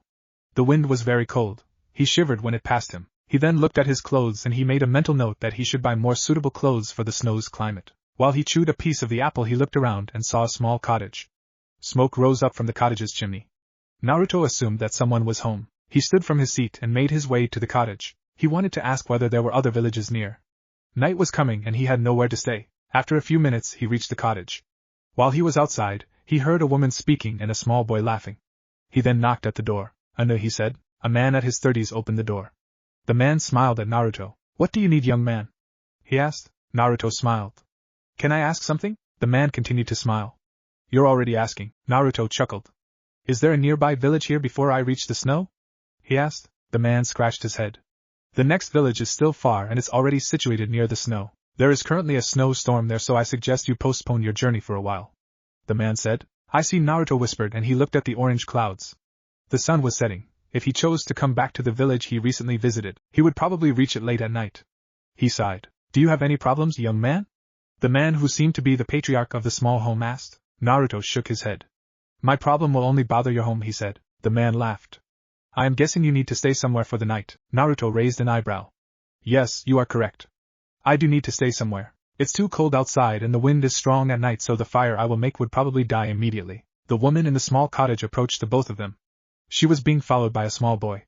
"The climate here can get pretty harsh sometimes. You will only get a cold or something if you stay outside." She nudged the man with her elbow. "We have some room to spare for the night. You can stay here." Since then he had been acquainted with the small family living in that hut. He never knew that the boy would have some impact on his life. After his trip to the snow, Naruto dropped by on the small cottage again. With a smile on his face, he knocked at the door. The man opened the door and greeted Naruto with a jolly expression. "Ah, it is you again." The man smiled. Just then, Naruto overheard the announcement at the radio. "Attention all residents of the snow and its neighboring villagers. A harsh snowstorm is expected a week from now." "Oh my!" Naruto heard the woman say. The man shook his head. "What's wrong, mama?" Naruto heard the boy ask. The patriarch of the hut scratched his head and forced out a laugh. "You see, Naruto-san, we have a small problem." He forced another laugh. Naruto smiled in a reassuring manner. "I see, Aranori-san, what is it?" he asked. Well, the man refused his help, but he helped even though they refused. He fixed their roof, walls and some other stuff using some of his ninja skills. One day, Chuck, Naruto flipped the kunai in his hands. He sent it flying in the air and in a few seconds it hit the tree. He was about to continue kunai practice, but he heard a few movements. He turned around with a kunai in hand, hoping to frighten the stranger that is walking towards him. His eyes widened when he saw the Yoshikun. It was no stranger at all. Naruto Niken. It had been a year since he met the Hishikawa family, and he hasn't left that place for a year too. "What are you doing?" The 6-year-old boy asked and tugged at his jacket. I'm practicing, Naruto said plainly, but he grinned at Yoshi. Yoshi pointed his finger at Naruto's kunai. What's that? Naruto carefully lowered to kunai so Yoshi will see it more quickly. This is a kunai, he answered. Yoshi's eyes were filled with interest. He tried to take the kunai but Naruto didn't allow him to take it. Yoshi pouted. I want to hold it, he said. Naruto shook his head. No, you cannot touch this. He placed the kunai inside his pouch. Why so? The small boy tugged at his jacket. You can't touch it because it's a deadly weapon. He removed the small boy's hands from his jacket. Your father would kill me if he sees with it, Yoshi grinned. Don't worry, Naruto Niken. I'm pretty sure Dad couldn't even touch you with a finger. Naruto raised his eyebrow. You see, the boy's eyes were filled with excitement. I think you're a very strong person. Father even called Yoshi. What was that? Do you mean a shinobi? Naruto asked. Yes. That's it. The boy smiled widely. Naruto ruffled the boy's black hair. I was a shinobi. Ha! You can't fool me, the boy exclaimed. It's the truth. I'm not a shinobi anymore. Naruto insisted. Then why are you doing shinobi stuff? Yoshi pointed at Naruto accusingly. Naruto crossed his arms. I'm just making sure I still know how to use a kunai. It's a way of self-defense. Then why? Topic closed. Naruto cut the boy off. Yoshi-kun. Yoshi's mother called. Go inside now. Your mother is calling you. Naruto grinned. Yoshi pouted and looked irritated. After that day, Yoshi pestered Naruto into teaching him some ninja skills. Day after day, Naruto refused. Please, Yoshi pleaded. No. Naruto said flatly. Come on. Please teach me. Hidetada said. No. Naruto repeated. Please? I promise I will tell Mom to cook 10 bowls of ramen tonight. Yoshi said. Ramen. Naruto looked like he was thinking. He sat down under the tree's shade. No. He repeated again. Why do you always say no? Yoshi asked. I have said no once. I'm not going to take it back. That's my nindo. He said the last part almost in a whisper. Yoshi grinned. He tried to pull Naruto up. Naruto stayed seated. I'm not in a mood to play, Yoshi-kun, Naruto said in a tired tone. Yoshi let go of him. Fine, he gave up. But promise me. Promise you what? Naruto asked. Promise me you'll watch. Naruto stared at Yoshi with a confused face. Watch what? He asked. This Yoshi faced a tree and he took out a cloth that seems to have something inside it from his pocket. When he removed the cloth, Naruto saw a kunai that seemed to be new. Yoshi was now facing the tree that Naruto uses as his target. He threw the kunai and missed the center by a few inches. What the? Naruto's jaw dropped. Where did you get that kunai? He asked. Yoshi faced Naruto and grinned again. I found it inside the house's storage room. Naruto stood up in an abrupt manner, and he stomped his way towards Yoshi. You shouldn't be playing around with a thing like this. Naruto scolded him. Yoshi lowered his head in guilt while Naruto scolded him. When Naruto saw what Yoshi looked like, he piped down and sighed. Listen, Yoshi-kun, as I have said before, a kunai is a deadly weapon. What if you get hurt in the process? Naruto asked. Yoshi looked up at him. Naruto sighed. It's okay as long as you tell your father and mother what you did, and Yoshi did tell his parents. That night, Hanako, Yoshi's mother, stared at her sleeping son. She placed a light kiss on Yoshi's forehead. She carefully removed Yoshi's hand that was holding on to her kimono. Yoshi's father silently stared at them. He was holding a coin that seemed to be very peculiar. He flipped it after and managed to catch it. Hanako stood up from Yoshi's bed. I didn't know he would discover that kunai, she whispered. Aranori shifted his gaze towards his wife. Nothing is certain in this world, Hanako-chan. We didn't even know that he would come in a special child like him. He placed the coin in his pocket. Yes. Hanako agreed. Aranori-kun, I believe we should tell the truth to Naruto-kun, she suggested. Aranori raised an eyebrows and he scratched his head. Do you think so? He asked. He looked at Yoshi with his dark brown eyes and he combed his medium-length hair back. Naruto is a person we could trust. He did tell us he is from the leaf. She said. What does the leaf have to do with this? Aranori asked. The leaf wasn't informed of the ordeal that happened. Hanako reminded her husband. It would be better if we would tell him, then Aranori said. Tell me what? Naruto appeared outside the door of Yoshi's room. Aranori left it open. Iruka-sensei? Aranori and Hanako turned serious. Let's talk about it outside. Iruka-sensei. Naruto's eyes shot open. Sakura was standing before him. Are you okay? Sakura asked in a worried tone. Naruto looked up and nodded. I was just thinking, how's Hyde? He asked. Sakura smiled. He's okay now. Naruto smiled and stood up. I leave him here, then I have to go somewhere, he said. I see. Don't overwork, Iruka-sensei. Sakura said. Naruto smiled. Don't worry, I won't. He walked away. It was a very dark room. A single bulb was illuminating a certain part of the room. It was illuminating the part where a bloody man sat. He was chained. Are you ready to speak? Ibiki asked. The man weakly raised his head. He glared at Ibiki. No, Ibiki sighed. As you wish, I will continue to torture you, he smirked to intimidate the foe. The man spat out blood. Bring it on, he said weakly. Ibiki summoned a medic nin. You go and heal him, he said at the nin. He cannot die yet. Ibiki added. Are you insane? The enemy smirked while the medic nin healed him. Why do you heal me? So you won't die, Ibiki said flatly. So I can torture you more. Naruto hurried to leave the hospital. He wanted to check Ibiki's progress and inform the real Iruka about what happened. He was still in a henge. When he reached the corner he was supposed to take, he bumped into a man. The man, who turned out to be Iruka, blinked a few times and stared at him with wide eyes. Behind him, Hinata followed closely. Who the hell are you? Iruka asked. Naruto stood up. Why are you impersonating me? Iruka asked. Naruto-kun, Hinata said. What? Iruka asked. Naruto? Is that you, Naruto? He asked. Naruto removed his henge. As the smoke cleared out he said, yes, it is me. How is Hyde-kun? Iruka asked. Naruto smiled. He is already fine. Both Iruka and Hinata sighed. Why aren't you with him? Hinata asked. I was on my way to tell Iruka-sensei. It would be weird if Iruka-sensei was there but didn't know who Hyde is. True. Iruka shook off some dust from his past. What room is he in? Hinata asked. He is in room 214. I think Sakura is still there. He said. Hinata, let's go, Iruka said. You go ahead, Iruka-sensei. I need to talk to Naruto-kun first. Hinata said. Iruka walked away. Naruto-kun, what's the matter? Naruto asked. Why were you in a henge? She asked. Naruto removed his hood and then scratched his cheek. Cold feet. Hinata smiled. You're not ready yet, are you? She asked. Well, Naruto looked away. I see it in your eyes. Hinata teased him. Ugh, I see it in your every gesture. Hinata continued. Naruto smiled and chuckled. I wonder how long you trained with Niji. Why? Hinata cocked her head sideways. Because you sound like Niji. He smiled. Hinata giggled. I was only playing around, Naruto-kun. Is that so? Hinata then smiled sweetly. Well, you're right, I am not ready yet. He looked up at the ceiling. You're not ready to tell Sakura-san yet? She asked. Why do you ask? Naruto wondered. Ugh, Hinata blushed. I just want to know. Naruto smiled at Hinata. Don't worry, I won't get angry. Ugh, Hinata sighed. I'm just curious, Naruto-kun. She's the only one you had cold feet with. Naruto laughed softly. Your cases were different. He assured Hinata with another heartwarming smile. You found me by accident 2 times. Niji's case is somewhat similar to yours.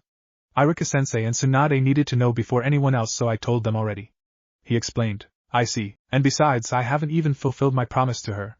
I have no face to show. His eyes darkened. Hinata patted his shoulder. Naruto looked at her curiously. Don't worry, Naruto-kun, you can show your face now. Huh, Sakura-san doesn't care if you broke your promise. The past is the past, she said to me once. She told me that what happened cannot be changed anymore, so she has to live with it. And don't forget that she's not only your teammate but she's also your friend. She said. Naruto shoved his hands in his pocket. He smiled. Silence filled the hallway as Ibiki went out of the torture room. Ibiki-sama Chunin said. Did he tell something? Ibiki nodded. Do you know where Godame-sama is? Yes, she's at her office, sir. Good. Ibiki whispered. I have some good and bad news. Ibiki thought as he made his way out the building. That's the end of the mission report. Here is the written version. Kakashi placed a scroll on Tsunade's desk. The small cup of sake left Tsunade's lips. Good work, Kakashi. Kakashi bowed his head. If you permit, Tsunade-sama, I have to leave now. I have a business to attend to. He said in a plain voice. No, you cannot leave yet. Tsunade placed the cup of sake in her desk. I have something to tell you, something that is very serious, she said. Kakashi wondered what that matter was. Kakashi, someone was knocking at the door. Tsunade-sama. It was Ibiki. I have urgent news. He opened the door. Once he was near Tsunade, he bowed as sign of respect. Tsunade looked at Kakashi. I'll tell you after Ibiki tells me the urgent news. She turned her head towards Ibiki. What is it? After lunch today, a nin listed in our bingo book has been sent to our HQ. That nin was sent under our investigation and he has fortunately given up. I have obtained valuable information from him. Good and bad, Ibiki said. Tell me the news. Tsunade drank another shot of sake. Iruka was facing a Chunin at Ibiki's office. Where's Ibiki-san? He asked. He's not here, the Chunin, who was busy writing something at a scroll, said. Where is he then? Iruka crossed his arms. He went to Godame-sama's office. The Chunin answered. Thank you for telling me. Iruka left. Hinata grabbed Iruka into the alley. So, what happened? She asked. Iruka was suddenly engulfed in smoke. The smoke slowly cleared out. At Tsunade's office. Iruka's voice changed. The smoke finally cleared out. Naruto was revealed. It seems Ibiki-san succeeded, he added. Let's go. Hinata said. You should go back. You still have something to do later, Naruto suggested. Booty want to find out those things too. I will tell you later, he quickly answered. There was silence. They both stared at one another. Okay. Hinata broke the silence. The good news. The Nin has confirmed that the sound is plotting against us again. According to him, Orochimaru isn't the one that's leading them. Ibiki turned pale. Tsunade raised an eyebrow. Ibiki felt his throat tighten. He cleared his throat. He said, Uchiha Sasuke is the one. Both Tsunade and Kakashi had their eyes wide open. Chapter 6. Attack. Kakashi stared at Ibiki, who seemed to be in tension because of what he just found out. His eye that had the Sharingan was open under his forehead protector in shock too. His hands trembled and his skin was pale. Sasuke against Konoha? He thought. After a short pause of deafening silence, Ibiki spoke.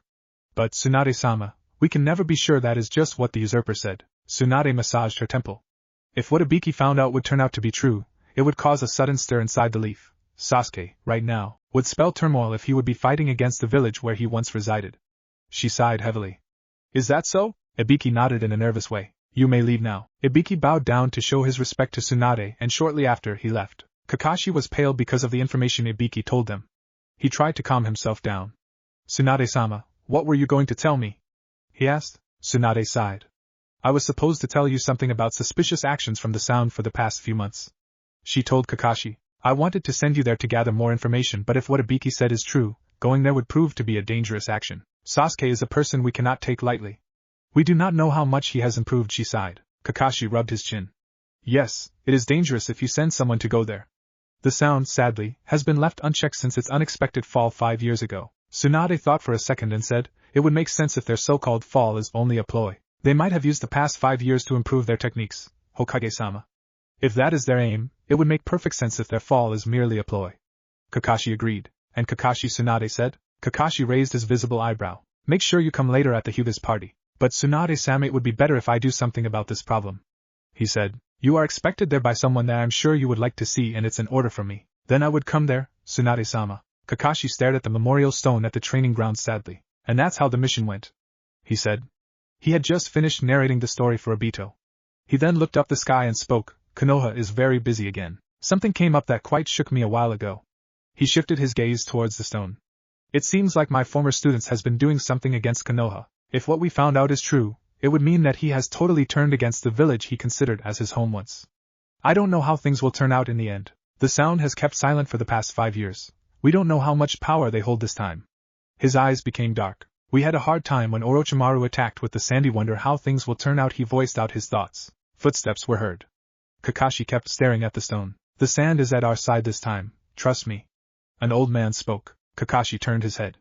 Jiraiya-sama, what brings you back here? Kakashi asked. The Sennin smiled, making his other wrinkles at his face more visible. I believe you know that already, Kakashi. The old Sennin sighed heavily. Naruto really meant so much to you, Kakashi said. Jiraiya laughed. If only he lived, I would have made him my official apprentice. But of course, I'll do it with your agreement. There was silence. Has Tsunade told any one of you anything lately? Jiraiya asked. About what? Kakashi fully faced Jiraiya. Nothing, he grinned. I was just asking to make sure she's not keeping anything from me. I see, Kakashi said, but in truth, he was sensing a hidden matter waiting to be discovered. Well, I have to go now. See you when I see you, Kakashi, Jiraiya said while he turned around. Tsunade pulled out a file from her drawer. The folder was marked with a big top secret sign in front. She heaved a sigh and made an irritated expression while she slowly opened the folder. Reports from Alpha Squad. Members, Arato Bakin, Gakusha Akito, Hanabusa Katsumi, Inuzuka Kiba, Mizuka Goro. Mission rank A-class. Mission objective, follow clues about suspicious things and events near the sound area. Notes. Alpha Squad has been given a full week to investigate on this matter. Every day they are obliged to send reports via any means that is familiar to Konoha. Mission is a failure because of sudden unknown enemy forces that attacked. Alpha Squad leader is Inuzuka Kiba. Reports. Day 1. The squad spent the whole day searching for clues. At midday, we saw a small village. The state of the villagers and the village itself disturbed the members greatly. The villagers were covered in dirt. They were skinny, especially the children. They were also covered with scabies. They gave off a stench that became more unbearable as we stayed inside the village. They lived inside shacks that were damaged beyond repair. Mizuka Goro was able to talk to a villager that was somewhat in a fine state. He found out that the poor state of this village was caused by the sound's sudden downfall. It puzzled us because the village was far away from the sound. Even though we, ninjas, were trained to bear such images, we were still overpowered by such a sight, so we decided to leave. Day 2, in the morning, while Gakusha Akito was searching for food, she found an abandoned facility. After her discovery, she quickly informed us about it. We quickly scrambled our way towards the facility. Once we reached it, we separated ways to be able to use time efficiently. We were to meet an hour later. I, the team leader, was unable to find anything except a couple of torn papers with unreadable writings in it. After that, I walked around the facility and went inside a room that seemed to be used for briefing and discussion meetings because there was a big and long table at the middle. The room had 10 chairs scattered all around. Some were covered with dust and some were completely deemed unusable. I picked up a cloth that seemed to be a curtain and wiped the dust off the table. After the dust was cleared, I discovered that the table had a big sound insignia carved in it. This place was owned by the sound and it's currently in shambles. When the hour was finished, we rejoined at the facility's entrance. Bakim discovered an operation room with rusty operating materials inside. According to what he observed, this facility might have been abandoned years ago. He found nothing else that would prove relevant. Katsumi found a big library with books of all sorts under the subject medicine, anatomy and every other subject that deals with human bodies. Other books were burned and ripped apart. It looks like this facility was not destroyed by an accident. The sound itself might have been the one that destroyed it. Goro told me he found a hallway leading to the underground of this facility. The underground of this facility was a morgue. He told me he found less than 100 bodies there. He observed that the bodies were preserved. He also found a big freezer-like room. It had about 100 human organs frozen in there, according to Goro. Akito found out some useful stuff. She found a folder labeled Project Impure Blood. It contained readable stuff, but the drawback is you got to have wide knowledge about the human body to understand it. I guess we will let Hokage-sama read it. After our journey in the facility, we left and made our way towards where the sound was 5 years ago the rest of the day. Day 3. While we were on our way towards the sound, we encountered a Bravo squad member. He was barely alive, and he was panting for breath. The Leafnine was covered in bandages that seemed like he tied around himself. Before he ran out of breath, he told us they were attacked by men that bore no Hideite. The Bravo squad, which consisted of 7 members, was no more. The man we encountered was the last member of the squad and he had just died. A few hours during our journey toward the village of the Sound, we encountered the Charlie squad. There were only 5 of them. During the mission briefing there was 7 of them. The leader, who was injured, told us that his 2 other men died for the sake of the mission. He also showed me a scroll left by the attackers of the Charlie squad. The Charlie squad leader showed it to us and what was written disturbed us. Hokage will die one day. The leaf would fall one day, and we would rise higher than the fire. It was also suspicious that the scroll didn't explode after being opened.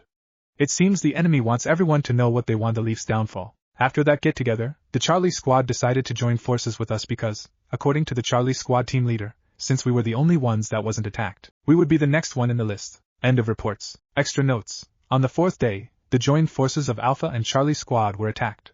Arato Bakin died for the squad's well-being. After his death, the Alpha Charlie squad rushed back to the Leaf. All of them were injured and were immediately sent to the hospital. The folder containing information about Project Impure Blood was snatched by the enemies while the attack happened. Only the scroll containing disturbing writings was brought back. Tsunade shut the folder close when she heard her former teammate's voice. He raised an eyebrow and peered above the folder. "Don't talk to me today, Jiraiya. I'm in a not-so-good mood today," she said and put down the folder. Jiraiya saw the top-secret sign. "Oh, what does that folder contain, Tsunade?" he questioned. Tsunade became more irritated. "Do you want me to throw you out of this room with one finger?" she asked while she massaged her forehead. "Tis Tsunade, has the stress of work and the wonders of age beat its way to you?" Jiraiya crossed his arms. "You can't even handle playful conversations anymore." Tsunade brought out a scroll. "Really, Jiraiya, I sense you really want a taste of my finger's wrath."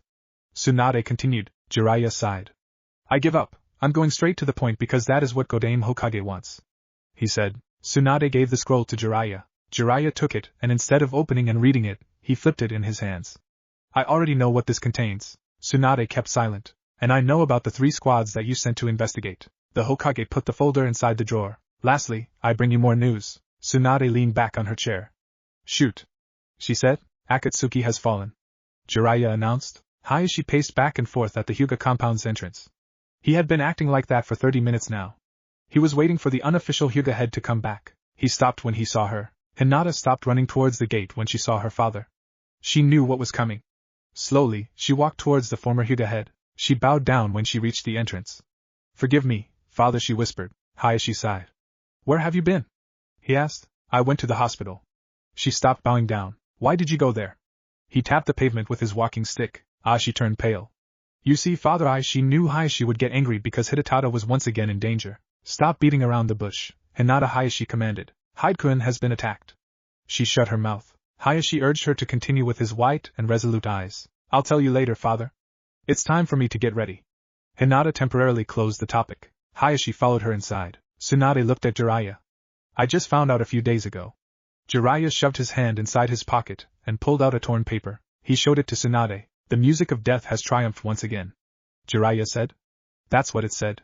And this is the only piece of the whole sheet of paper that was found in a valley. To tell you the truth, the valley was one gory sight. He shook his head. Blood everywhere. And Itachi. Tsunade took the torn paper and read it herself. What about Itachi? She asked. Itachi was cut into pieces. If the Uchiha kid was the one who did this, he must have been out of his mind. Jiraiya said. And also this. He put down his bag and took out a scroll similar to what the Charlie squad found. Here he gave it to Tsunade. Tsunade unrolled the scroll. The fire shall be put out once the sound plays its song of death. The song of death shall start soon. The sound shall overpower the fire. The sound shall bring forth a new age. Tsunade shut her eyes. There have been a couple of death threats for me for the past few days. She said. I heard Jiraiya said. Tsunadeheim, what up with the Hyuga? They seem to be on hype today. Tsunade laughed. You know top secret stuff about the Hokage and you don't know what the Hyuga is up to? She asked. Let's just say I'm not 100% updated at the moment. Jiraiya crossed his arms. Just come with me later if you want to find out. And I bet you're gonna have a heart attack later, she chuckled. I'm afraid I can't come with you. Tsunadeheim. Jiraiya was searching for something in his bag. Why? Tsunade asked. Jiraiya brought out a scope. I got some researching to do, he stated with a full grin. Tsunade picked up a pencil and threw it at Jiraiya. Blag. Naruto chuckled while leaning on the wall outside the door of Tsunade's office. Some things never change, he whispered. Oh well, at least I found out a couple of things. I don't want the perverted hermit to find out that I am alive yet. He disappeared. I was right, Sasuke is the root cause of all this. Naruto sat at the bow in the Hyuga's garden once again. He was watching the Hyuga branch house members set up the tables and chairs. They were almost finished and the party will start in an hour. He decided he would use this time as the continuation of his recalling of that past. Flashback. Hanako placed a cup of tea at the table in front of Naruto. Naruto didn't pay attention to the tea though. He wanted to find out what they were going to tell him. So, what is it? This matter you need to tell me. He looked very serious. Aranori looked down at the table. Naruto-san, you've been a great help to us and it pains me to say that you must leave our family alone. The patriarch looked at Naruto. Why? Naruto instantly asked. Hanako took this chance to sit beside her husband. Yoshi is very interested in your shinobi ways. He wants to be one someday. We cannot risk that. He cannot be a ninja, she explained. Naruto was puzzled. I don't understand. We thank you for not teaching him, but Yoshi-kun learns fast, and he is a good observer. He learns things by observing sometimes. With his good observing skills, he learns some of your ninja ways. Aranori said. Still, why can't he be a ninja? Naruto demanded an answer. There was a moment of silence as Aranori and Hanako looked downcast. Aranori suddenly spoke. Yoshi's not really our son, he said flatly with a pained expression. Naruto stared at them with his eyes wide open. He was speechless. Aranori sighed. We are only Yoshi's guardians. Yoshi is part of an influential clan at the Snow. A few days after he was put into our care, his whole clan was poisoned, he explained. Naruto asked, why did they place him under your care? At those times, his clan's peace was threatened by someone called the Snake Sannin. Hanako said. Naruto flinched at what he heard. Orochimaru, he whispered. You see, the Snake Sannin wanted to find out about the deadly techniques that Yoshi's clan possessed. The thing is, the clan's current head, Yoshi's father, stopped using those techniques. He has banned from using them because he deemed it as demonic techniques that bring nothing but havoc and turmoil. Since the war stopped long ago, he didn't want the clan's upcoming generations to be what they are supposed to be, the devils of the snow. She added, Yoshi's clan was considered as ruthless devils that stain the white snow of their village with blood. After an incident when Yoshi's father happened, they were hated. Yoshi's grandfather was killed for the sake of the clan. When Yoshi's father reigned, he made the clan less hostile. And because of all of this, he didn't want the jutsus to spread out of the clan, so he never gave the Snake Sannin jutsus he was asking for. Unknown to them, the Snake Sannin held a grudge that would cause their downfall. A week after the Snake Sannin's departure, a couple of shinobis abducted Yoshi's older brother. Yoshi's father wanted to protect him, so he summoned us. We took him under our care and kept his identity a secret. Aranori told the story. What is Yoshi's real identity? Naruto asked. Aranori and Hanako exchanged glances. After a moment, Aranori spoke. His real name is... Naruto flinched when he felt a sudden surge of pain in his head. He reached out and massaged his forehead. He leaned back at the trees. Where did that come from? He asked himself. He decided to continue remembering the past he wanted to forget, but every time he'll get to the part where Aranori tells him Yoshi's real name, he suddenly gets a headache. I wonder why I can't seem to remember, he whispered. Sorry if I'm late, you know how life impedes my schedule. Kakashi said. Naruto, he added. A while ago, he was standing in front of the memorial stone, and now he was standing in front of his former student's tombstone. Nostalgia overcame him as he stared wistfully at the engraved writings on Naruto's tombstone. His eyes that usually looked lazy didn't look like that. Kakashi looked sad. It's been 10 years but I still can't forget what happened to you. To blame myself partly for your death, Naruto. If only I, he sighed. There was silence as a gush of wind passed him. Naruto, I think Sasuke is back and he is against Konoha, it seems. It would be a great help if only you were alive. Kakashi said. Naruto still sat at the bow. He drilled himself for answers on why he cannot remember the boy's name. Hey kid, the QB spoke. I can't talk right now, can't you see I'm trying to think? He whispered. Fine, I was just trying to help. Wait! Naruto exclaimed. What now? QB asked. How can you help me? Well, I can help you remember. You can? Yes, I can. Remember that there was a year during your 10-year journey that you placed your body under a deep sleep. That was after Yoshi's death. Naruto stretched a bit. What does that have to do with all this? He asked. Well, Naruto, you practically shut yourself from the world at that time, and I was able to enhance your body. Of course, enhancing your body had consequences, and maybe forgetting that fragment of your memory was one of it, since you were trying so hard to forget it. Instead of forgetting just that bloody night, you also forgot that part. Naruto thought deeply. Let me help you on this, kid. Fine. A daughter Hayashi flashed one of his rare smiles. You look fine in that wardrobe, he added. Hinata looked at herself via the vanity mirror. She turned around once, and then faced the mirror again. Her kimono looked splendid on her. It was purple. At the back of the kimono, the Hyuga crest was embroidered. She didn't need to wear any makeup because she already looked good and because she didn't want to wear cosmetics. You think so, father? She asked. Yes, I do think so. Hayashi's eyes softened. You look like your mother even more with that kimono. He lowered his head. Hinata stopped looking at herself, and she set her gaze upon the former Hyuga head. Father, she whispered. Hayashi then felt someone's arms encircle him. He looked up and saw his daughter. Father, don't be sad, Hinata comforted him. It's not like I'm getting married. She smiled. Hayashi laughed softly. True, he said. He hugged her back, and after that he put his hands lightly on her shoulder and said, It's almost time. Is the new Hyuga head ready? Hinata nodded. Jiraiya looked around the Hyuga garden. The garden was full of influential people and strong ninjas. He grabbed the bottle of sake and poured sake over his cup. Tsunadeheim, are you sure this is a simple party? He asked after he sipped some sake from his cup. Tsunade gestured for more sake, and Jiraiya poured some on her cup.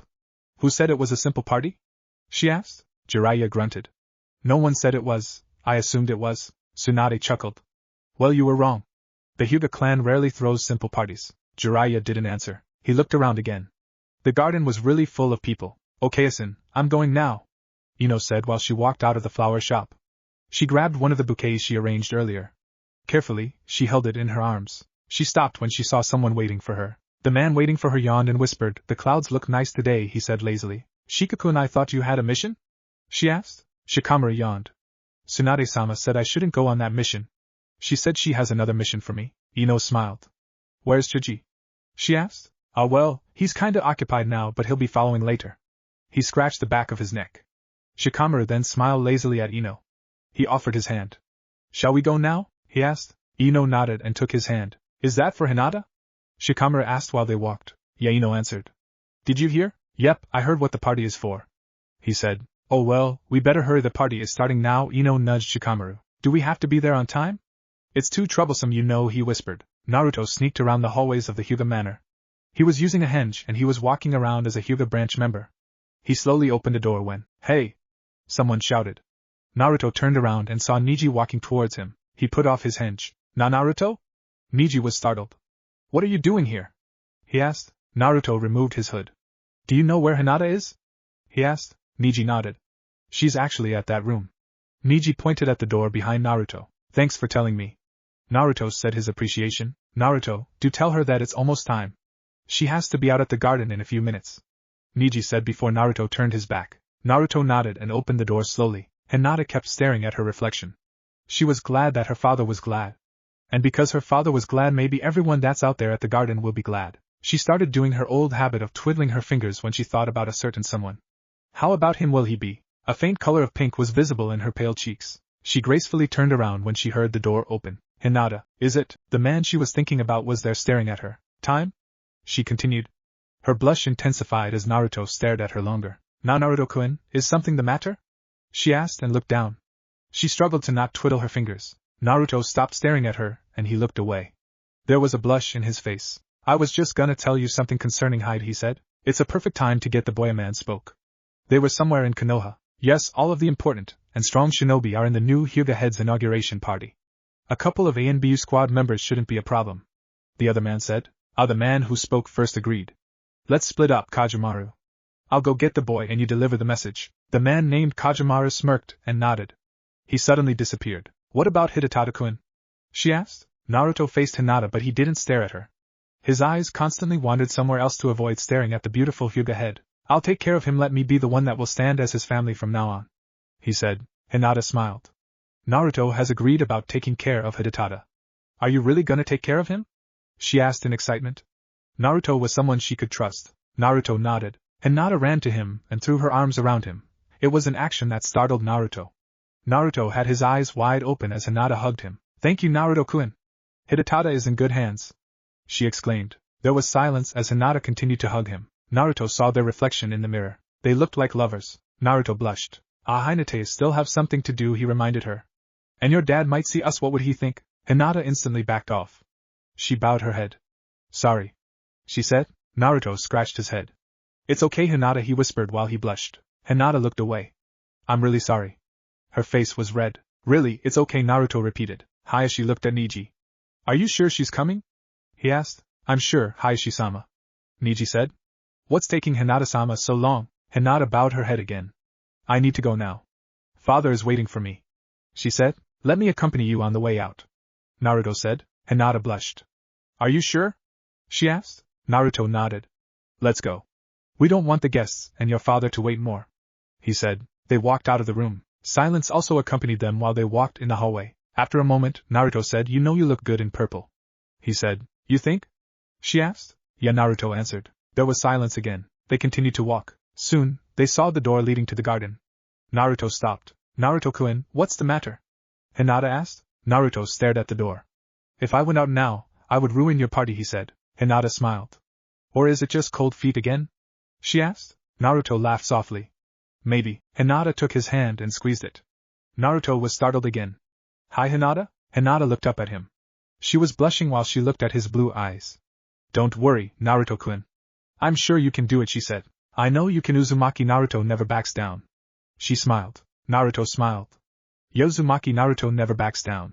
Hinata let go off his hand. Well, I got to go, see you later, she said, and walked out of the hallway. It's about time the new Hyuga head makes her appearance. Hyuga, Hayashi said once Hinata arrived at the garden. Hinata walked towards the table where Hayashi and Hanabi were. Hinata-nichan, you look very good, Hanabi exclaimed. Hinata sat at the chair by Hayashi's right. She smiled sweetly at Hanabi. Hinata then looked around. She wanted to see how many people were there. She saw Tsunade, Jiraiya and Shizen first. And then she saw the table where their former senseis were. After that, she saw Shikamaru, Ino, Sakura, Lee, Shino, Kiba, Chuji, Tenten, and Irika. The Kazekage and his siblings were also there for the party. She was sad that Hidetada wasn't here. Hayashi then stood up. Sorry if I kept you waiting, wonderful guests, he apologized. Well, on with my speech. Some of you probably heard why this party is going on, and some might still be ignorant of the fact that the new Hyuga head will be inaugurated today. He looked at everyone. He saw that two men were discussing about who the new Hyuga head is. He read their lips. Will it be Hanabi or Hinata? A man asked. There were a couple of whispers in the room. Hinata felt nervous. Hayashi cleared his throat. Ladies and gentlemen, please hold your horses. You will soon find out who the new Hyuga head is. He smiled. But first I would like you to listen to the speech I dedicate to the new head. Naruto felt weird in the hallway. There was something out there. He looked around. The hallway seems to have changed somehow. It was darker. It had more shadows. He looked at the door leading to the gardens. The sun hadn't set yet, and the sunlight should provide sufficient light in the hallway. He then heard a low creeping noise. Someone's here, kid. The new Hyuga head is, of course, one of my wonderful daughters. I watched her grow all these years. And she has grown into a fine woman. Silently, I watched her improve. My white eyes always followed her around, though she didn't know. Being a strict father was just a way of saying that I care, he smiled. I know, Naruto said to the Kyuubi. Behind you, kid. Naruto squatted and rolled to the right. He stood up instantly and grabbed a kunai from his pouch. He looked around while gripping the handle of his kunai tightly. He silently waited for the enemy to strike again. A bead of sweat ran down his cheek while he waited patiently, and then the enemy appeared. He threw 5 shurikens towards Naruto. Naruto used his kunai to shield himself. He deflected the shurikens using his single kunai. While the shurikens were in the air, he caught it and threw it at the enemy. The enemy disappeared before the shurikens hit him. He has the ability to blend in with the shadows. I know, Naruto replied. Shadow blast. A low whisper resounded at the hallway.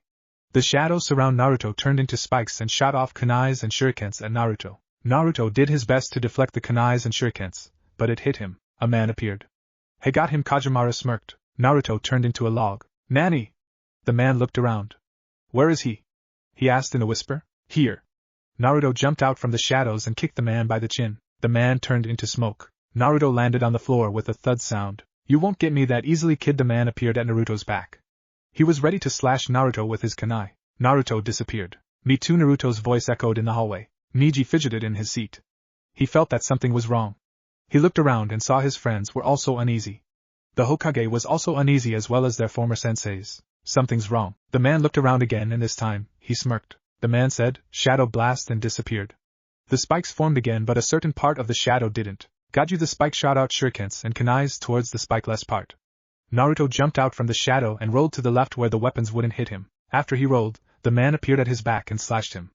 Luckily, Naruto was able to evade the attack and only his arm was wounded. He flipped and kicked the man at the torso. After kicking him, he swept his feet and the man fell. He followed the man's fall with a strong punch to the man's head. The man disappeared again. Naruto's eyes widened. The massive amounts of shadows disappeared. There was a note at the floor. You're not my target. He quickly stood up and ran towards the door. The new Hyuga is Hinata. Chapter 7. Truth. 5 years ago, the Leaf received news. It was news that shocked them and made them sigh in relief at the same time. The news was that the sound has fallen, that it had been destroyed by its own villagers. The reason and the cause of its downfall were unknown. Some supposed it was because of Orochimaru's cruelty, and the villagers weren't able to take it anymore, so they decided to overthrow him, but instead of having triumph against the Snake Hermit, they destroyed themselves, and so other hidden villages forgot it ever existed. They went on with their everyday lives while ignoring it. That was their mistake. Sound never met its downfall. What happened to the sound was the opposite of what they heard. The sound rose secretly. During those 5 years, a lot of things happened. A lot of things were changed since Orochimaru's death that was only made known to the sound. Uchiha Sasuke was the cause of their change and rise as well as Orochimaru's death. Uchiha Sasuke was hailed as a great leader by the sound villagers. During those 5 years, the sound improved themselves. They trained their shinobis to be perfect assassins. They were trained to be killing machines in the battlefield. And yes, the sound produced a couple of great shinobis. Its army grew in numbers and grew strong. But still there was a fool in Uchiha Sasuke's army. You're a fool, Kajimara Shikyu said while cradling his battered brother in his lap. Your mission was to deliver a message. It was not to kill the new Hyuga head. He added. Kajimara laughed weakly. Booty still delivered the message. He coughed out blood. Yeah, you did, but look at you. You have no face to show, Sasuke-sama. Your battered, bruised and broken, a crease formed in Shikyu's forehead. How about you? Did you get the boy? Kajimara asked. Shikyu shook his head. Kajimara glared at him weakly. Don't glare at me. I went to check you. It's a good thing I did. If I didn't, you would have been caught, and they might have sent you to Marino Ibiki for torturing. Kajimara laughed again. I've been trained. Toto, be silent, he coughed. You shouldn't have worried about me. Shut up. Shikyu said. No matter what you say, you are still my younger brother. Kajimara smiled. Odd sheer value of brotherhood, he said. Shikyu glared at him this time. Keep your mouth shut. You shouldn't be speaking or your condition would get worse. Kajimara laughed again. You need not to worry, Niken. I will be good at hell. If only you're in perfect condition, I would have bonked you in the head. Shikyu's eyes twitched. Kajimara laughed again. Earlier, Hayashi looked around the garden and spoke again. By this time, I suppose some of you who didn't know who it is yet has found out the identity of the new Hyuga head. And now as I sit down I ask her to rise, Hayashi said. Hinata became more nervous. To her, the moment when her father sat down was passing slowly, very slowly, like it was on slow motion. And as seconds at that moment passed, her heartbeat grew quicker and quicker. Hayashi was now seated. It was her time to stand. With a large intake of air, she calmed herself down. She stood up. For a moment, there was silence. Hinata wanted to cry. Did they still see her as the weak and shy Hyuga girl? But she held her ground. She mustered all her strength to hold back the tears that threatened to fall. And then and there, someone cheered. Cheers to the new Hyuga head, Hyuga Hinata. She held her cup of sake high. The one who cheered was Tsunade. And shortly after that, all raised their cups and said cheers. Hinata's fears went away. Hayashi smiled at her. Do you have anything to say, daughter? She nodded, but in a blink of an eye, someone grabbed her. There were gasps all around the garden as a man clad in black grabbed the new Hyuga head. Hinata struggled and was able to free her arms. She was supposed to grab the man by his arm and slam him down the ground, but she failed. The man suddenly spoke. Everyone down. There was a sudden noise of flying metal objects. The man pushed her down to the ground and protected her with his one body. At that moment, she saw his face. It was Uzumaki Naruto. Naruto-kun, what's happening? She asked while she heard the sound of metal hitting the ground. His cerulean eyes were very serious. Hinata, the enemy is after you. Hinata was startled. What do you mean? I think he wants to kill you. The noise of metals hitting the ground ended. Naruto got off her. But he's a fool to attack at this time. When he got up, Hyuga branch house members surrounded him and pointed their kunais at him. NBU members also appeared at the scene. They encircled him and threatened to attack him when he would suddenly move. Why did you tackle Hyuga-sama? Naruto kept silent as one of them asked him. He was feeling around for the enemy. Tsunade saw what happened. She wanted to get Naruto out of there, but she was also searching for the enemy who sent hundreds of kunais flying towards the garden. Jiraiya looked around. He hadn't looked at where Naruto was yet. The enemy is good at hiding, he said. Or age is just taking its toll on me already. Naruto felt it. The enemy was moving. The enemy was moving around searching for a hole in the whole garden's defense. One of the men who were guarding him got ticked off because of his silence. He moved forward and motioned to hit Naruto with the handle of his kunai. He disappeared in a puff of smoke. The nins who were at the garden who didn't know who Naruto really is or who didn't knew that he was still alive increased their guard. Niji approached Hinata and helped her get up. That was Naruto, any? Hinata nodded. Hold on here. You cannot fight efficiently with that kimono. Niji reached for a kunai in his pouch. Hinata smiled. Don't worry about me. She tore the sides of the kimono by the leg. Niji questioned her by merely the expression of his face. It was already ruined anyway. Niji chuckled. You could have used that to seduce Mr. I was dead but now I am alive. Hinata only smiled. Still earlier, Kajimara moved silently from one tree to another. He hasn't found any hole to their guard yet, but he smirked. He has trapped them, especially Naruto. He made Naruto think that he was after the new Hyuga head. In truth, he wasn't after her. He was just here to deliver a pretty simple message from Uchiha Sasuke, the Otokichi, and he wanted to play around with them. He wanted to test his capacity. He didn't know that he was endangering his life because of what he wanted. Only a fool would charge at a party like this. It was obviously not a good choice to come and attack a place where all important and strong shinobi were by yourself without anyone giving you an extra hand. Kajimara was not a one-man army. He was trained to work alone, but handling all these shinobis, he wouldn't be able to handle it, especially the Hokage. He looked around the garden and found out that Naruto was no longer there. He almost panicked when he found out. Naruto was not a person to mess with. He found out after experiencing some of Naruto's ass-kicking. His quickening heartbeat made him breathe deeply. Kajimara jumped down from the tree and hid in the shadows provided by the tree itself and the big bushes around it. He was still breathing deeply. At that moment, Naruto appeared and grabbed him by the neck immediately. He immediately attacked with his shadow blast. Naruto didn't let him go.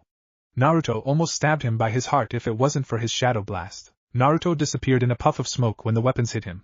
He only sent his Kage Bunshin. Kajimara panicked and stepped a few steps forward. He looked around and searched for the real Naruto. Then suddenly, Naruto appeared silently at his back and kicked him so hard that he flew out of the bushes. Kajimara landed near Shikamaru and Ino's table. He instantly got up, but when he did he was unable to move. He saw Shikamaru at the corner of his eye. Kage main no jutsu success, Shikamaru said. He was staring at Kajimara lazily. Kajimara suddenly smirked. It made Shikamaru raise an eyebrow. You think he got up? Shikamaru's shadow shrunk back to its original size. You can capture me with your technique? Playing around with shadows is my field, he smirked. But still Kajimara was startled. Smirking would do you no good at this situation. Rock Lee, whom appeared behind Kajimara, placed a powerful punch at Kajimara's back. Kajimara was thrown forward in a great distance. He was gritting his teeth because of the pain. He fell on a table so hard that it broke in half. He broke a rib in the process, and got some blisters on his arm. Clutching the part where his broken rib is, Kajimara stood up with a painful expression. He huffed while all the leaf nins glared at him. Tsunade moved forward and asked with a commanding tone, surrender or die. Still earlier, Shiki dashed from a tree to another. He ended up at one of the highest boughs of a big tree. Once he landed there, he felt something at the pit of his gut. After a few breaths and a moment, Kajimara stood straight with a proud face. He said with a pained tone while still clutching the part of his chest where his broken rib was, never. He then used his left hand to grab something from his pouch. Shikyu's eyes twitched as the band of his necklace suddenly gave away. It left his neck and he caught the half pendant, a memento of his late mother. The other half is with Kajimara, with his hand. Kajimara with that he sped away towards where his brother was supposed to be. Kajimara pulled out a scroll. The leaf nins saw it as a threat, and 5 charged at him. One by one, their fists and feet met Kajimara's body. Kajimara wasn't able to escape because of his state. He earned some bruises and more broken ribs from that attack. A nin who was at Kajimara's back grabbed his arm, which was clutching the scroll. The leaf shinobi bent Kajimara's arm and put it in a position that brought excruciating pain to Kajimara. It also dislocated his left arm. The sound nin dropped the scroll at the ground. His painful shout was accompanied by a blinding light. The nins who were attacking him stepped back and used both their hands to shield their eyes. The others shielded their eyes with their arms too. Shikyu appeared beside his brother. Kajimara was half awake when Shikyu picked him up from the ground. He disappeared before the blinding light completely faded. Naruto appeared when the light faded. He picked up the scroll immediately. When he turned around, Leaf Nin surrounded him again. He flipped the scroll in his hands. Naruto lifted his hood up a bit, and he revealed his blue eyes that grew deeper through the years. He looked at Tsunade, who had just finished giving orders to an ANBU captain. "Ah, come on, Tsunade-sama," he smiled. "Aren't you gonna save me from this?" Naruto asked. The Leaf Nins who were surrounding him still held their ground. Tsunade gestured for the Nins to be at ease. "Tsunade-sama, he may be an enemy too." Hayashi approached Tsunade. "After all, he was the one that tackled my daughter." When Tsunade opened her mouth to speak, Hinata appeared with quite a ripped kimono. "Father, he's not an enemy. In fact, he saved me," she said. Hayashi approached Hinata to ask why her kimono was ripped. Naruto kept silent. He was still playing with the scroll. Tsunade then whispered something at Hayashi. Hayashi nodded after. He cleared his throat. "Dear guests, forgive me, but this interruption was unexpected, and as you can see, the place is a bit wrecked. So sorry, but I have to ask you to leave now. Maybe we can continue this event someday." After what he said, guests started leaving the place after saying goodbye to the former Hyuga head and new Hyuga head. Naruto approached a chair and sat there while everyone else left. Those who were close friends of Hinata and those that meant something to her approached her to say goodbye. Hinata shook her head. Ino asked, "What do you mean by shaking your head, Hinata-chan?" Yakiba agreed. "We can't have a party in a place like this," he added while Akamaru sniffed for something in the air. Hinata smiled. "All of you should stay here, and that means you too, Kakashi-sensei," she said when she saw Kakashi slowly make his way out of the small group. Kakashi raised his visible eyebrow. "I guess Hinata-chan is planning something for use even though her place is at this stately." Looked around. "If there is food, I'll stay," Chuji said. Shikamaru slapped himself in the face. Hinata giggled. "Don't worry, Chuji-san, there will be food." "So, what are we here for?" Kurenai asked. Everyone nodded. Tsunade approached them. "I think you would all want to see someone that you haven't seen for a while." "Who is it?" Jiraiya asked. "Oh. Is it our long-lost comrade Sasuke-kun?" Lee asked. "I would love to see him." Sakura placed a light punch on Lee's arm. "Stop joking." "But Sakura-chan, I am not joking." He grinned at Sakura. "I would be happy if Sasuke-kun would come back to his home." Naruto, on the other hand, only watched them. Akamaru suddenly approached him. Akamaru was wagging his tail. He patted Akamaru's head. "It's been a long time, Akamaru," he whispered. Kiba searched around for Akamaru and found that Akamaru was near the man. "You! Don't touch Akamaru!" he said while running towards Akamaru. He picked up Akamaru and glared at the man who was looking down. "You didn't have to take him away," Naruto said. "I don't trust you," Kiba said. The others were watching them. "He's my friend too." Naruto stood up and removed his cloak. Kiba, everyone except those who already knew, stared at him with wide eyes and very startled expressions. Present time, Kajamaru reached for his necklace with his right hand. "Here." Shikyu took the half pendant that belonged to Kajamaru. He looked at it, and then back at his brother's bloody face. "This is yours." "Not anymore." "What do you mean?" Shikyu asked. Kajamaru laughed weakly. "Don't play innocent." His face turned serious. "You know that I cannot make it." Shikyu gritted his teeth. "Don't say that." He glared at his brother. Kajamaru laughed again. "This is the bad karma I get for being such an ass." He smiled, showing his blood-stained teeth. Shikyu still glared at him. Gradually it became stare which was full of sadness and worry. "It's not your time to follow mother yet," Shikyu said with a rugged voice. "It is," Kajamaru said. "The man with those thick eyebrows almost broke my spine. Even if he didn't, a broken rib piece pierced one of my right lung," he gasped. "That was why I wasn't able to move. And besides, Sasuke-sama would kill me if I go back." He smirked. "I caused such a stir." He closed his eyes. "I am lucky to last this long." Shikyu put the pendants together, and it formed a circle with a crest in it. "I will take revenge on those who have hurt you this day, my Otuto." Kajamaru stared at him. "No." He coughed out more blood. "I don't want you to fall in the same darkness that Sasuke-sama is in. Mother would blame me if you end up in the deepest part of hell." He laughed again. "And taking revenge upon them would mean you'll be taking on all of them. You'll just die." "I don't care if I die. Sooner or later death will tap me on the shoulders and take me to where all of the dead souls are." He looked down. "I am already in the darkness, Otuto. Ever since father was murdered and ever since mother died, I was already thrown into the darkness that you fear I would go in." He looked at his brother with eyes that were very determined. "I do not fear death or the darkness you speak of." Kajamaru looked at him in an irritated way. "If you take revenge, then you're the same fool that I am," he said. "Father never taught us revenge." He coughed out blood. "And besides me, death is my own fault." There was silence as Kajamaru slowly closed his eyes. "You will satisfy nothing good with your revenge, Enikin." Those were the last words that Kajamaru said. "But I never said that I wanted to satisfy something good." And those were the words the Shikyu said after his younger brother's death. They were all staring at him with eyes and mouths wide open. Tears started to fall from Sakura's eyes. "And Naruto?" she whispered. "What is it, Sakura?" he asked. More tears fell and more cried. "Yuri alive all along all these years!" Kakashi exclaimed. He approached Naruto, who was now standing. Kakashi reached up and ruffled Naruto's blonde hair. He smiled. And you're way taller than me. A drop of tear raced its way down from Kakashi's visible eye. Yes, I am alive, Kakashi-sensei. Naruto looked around and saw Gaara looking at him. His brother and sister were standing by his side. He smiled at Naruto and mouthed the words, "Welcome back." Naruto smiled at him. He shifted his attention back to Sakura and the others. Sakura sobbed and exclaimed, "Narutoiri, one big idiot." She sobbed more. "Why didn't you tell us sooner?" she asked. "Well, I wanted to tell all of you at the same time, so I picked Hinata's inauguration party to be the day I tell all of you," he said. Sakura smiled while tears fell.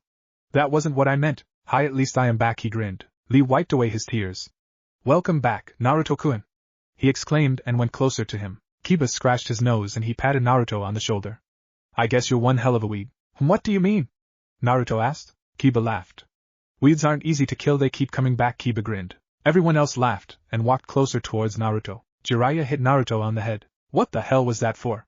Naruto asked while massaging his head. Jiraiya grinned. "That was for being so late, you idiot. Iruka-sensei, why did you drag me here?" Konohamaru crossed his arms. "I brought you here because there's someone I think you would want to see." Iruka smiled. Konohamaru raised an eyebrow. "I wonder who?" Iruka walked towards the garden. "Come and follow me." After passing the long hallways of the Hyuga Manor, they reached the door leading to the garden. Konohamaru stopped in his tracks when he saw someone very familiar. "Iruka-sensei," his voice was trembling. "What? Did you bring me here to show me a ghost?" Konohamaru asked. Iruka smiled. "Ghosts don't grow up. So Naruto, tell us where you have been all along." Shino spoke. It was something he did rarely. "Naruto Naikin!" someone shouted. They all turned their heads and saw the third's grandson racing towards them. Konohamaru hugged Naruto. "You Yuri real?" he whispered. "Of course I am. What do you think of me, a ghost?" He smiled warmly at Konohamaru. Konohamaru cried. "But you died," he sobbed. "Two saw you in the coffin." Naruto patted Konohamaru in the head. "It doesn't matter anymore." Shino cleared his throat. "Oh yeah, the story." Naruto grinned. "How about we all sit down first?" "I bet it would be a long story," Chuji said. "Well, if I inform you with every exact detail of my adventures, I am sure it will be." Naruto gave the scroll that Kajimara left to Tsunade while everyone took their seats. Tenten arrived in the garden. She was holding a small girl that was sleeping on her arms. "Hey, what's happening here?" she asked everyone. Her husband, Niji, approached her. "The biggest idiot is back." Tenten asked. She looked around and turned pale when she saw Naruto. "What is this, some kind of genjutsu?" Naruto spoke up. I'm real." He waved at Tenten. "What, you're alive? How did it happen?" she asked in a low volume so she won't wake her daughter up. "Well, I was just about to tell that." "I can't believe he's alive," Jiraiya said. He was standing beside Tsunade, who was clutching the scroll. "But why did he run away?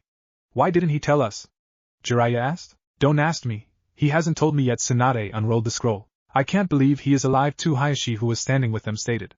"The Kyuubi is really a something. He has saved Naruto from the clutches of death." Jiraiya shook his head. "It's different.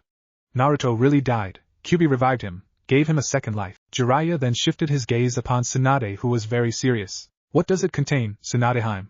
he asked. Tsunade read it out loud. "The blazing fire will die soon. The sound of death will start once all pieces of the music is gathered. The nine-tailed kitsune is by your side, but we shall not falter. The sole survivor of the Uchiha clan shall be the one who will end your reign." "Uchiha clan, but that can," Hayashi said. Tsunade and Jiraiya nodded. "Uchiha Sasuke is against us this time," Tsunade said. "Itachi is dead. Reports say Sasuke killed him." Jiraiya crossed his arms. He was staring at Naruto. Hayashi tapped the ground with his cane. "I see he knew what it all meant. It meant war." "Tsunadeheim, it said nine-tailed kitsune. He knows Naruto is alive," Jiraiya whispered. "And I think Naruto knows Sasuke's plans too.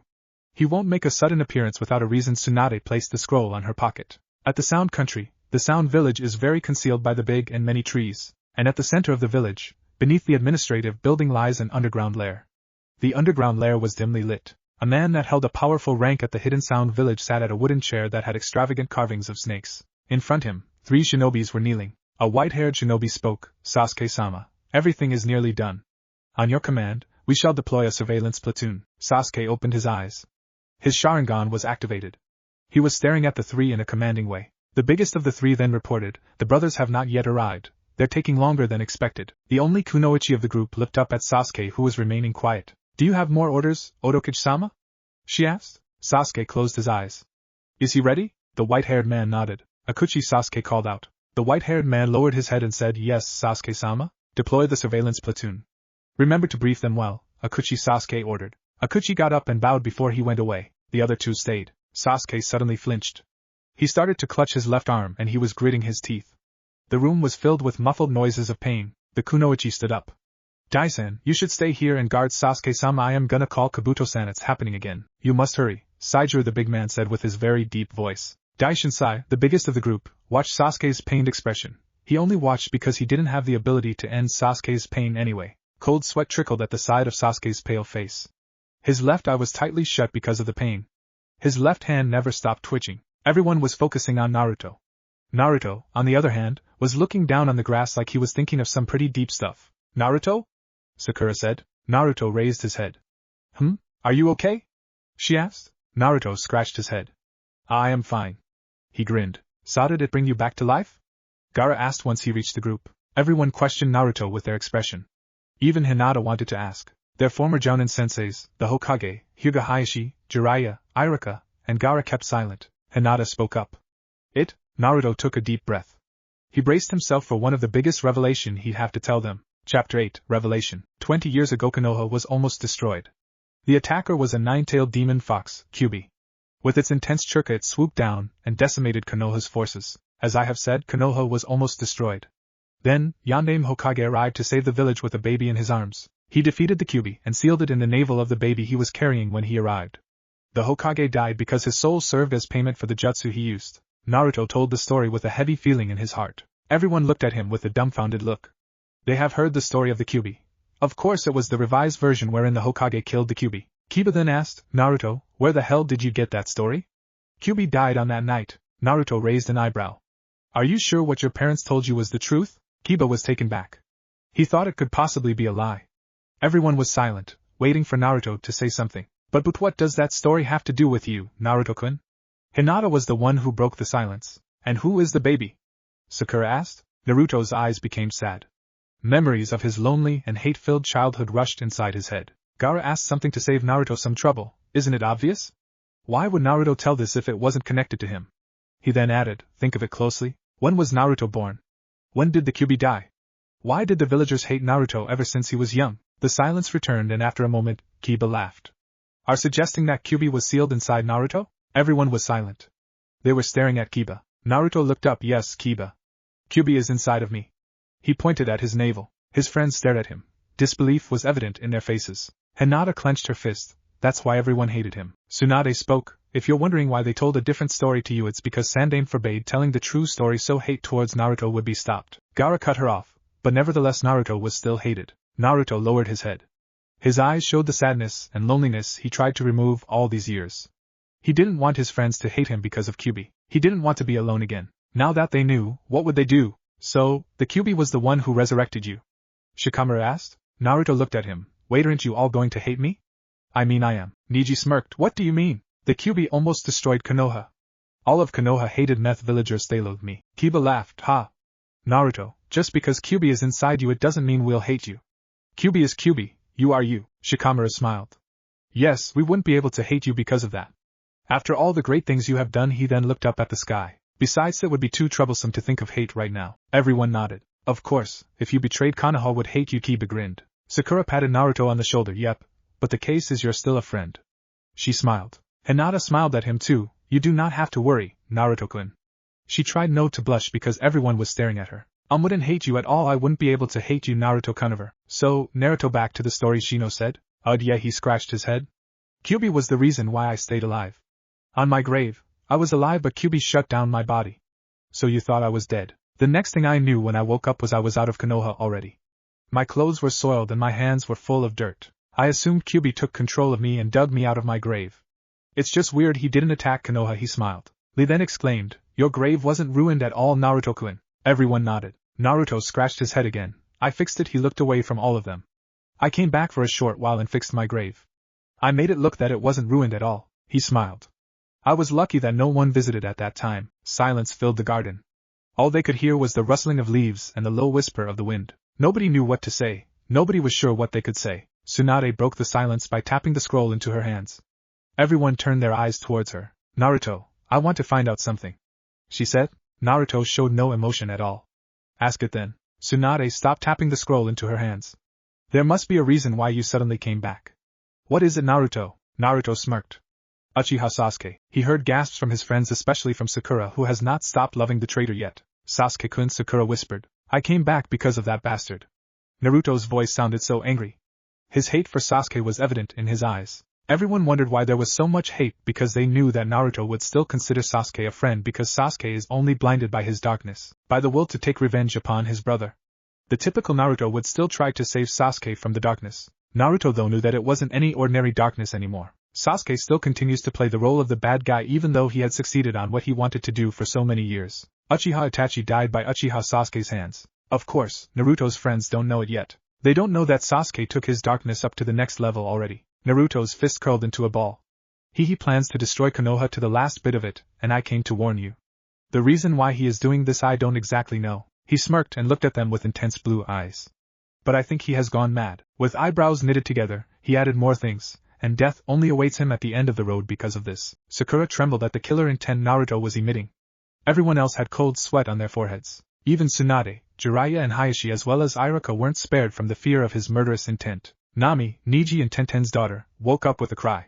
Even if Tenten was still shaken by what has happened, she hushed her daughter. Hinata was very afraid of the Naruto that was in front of her.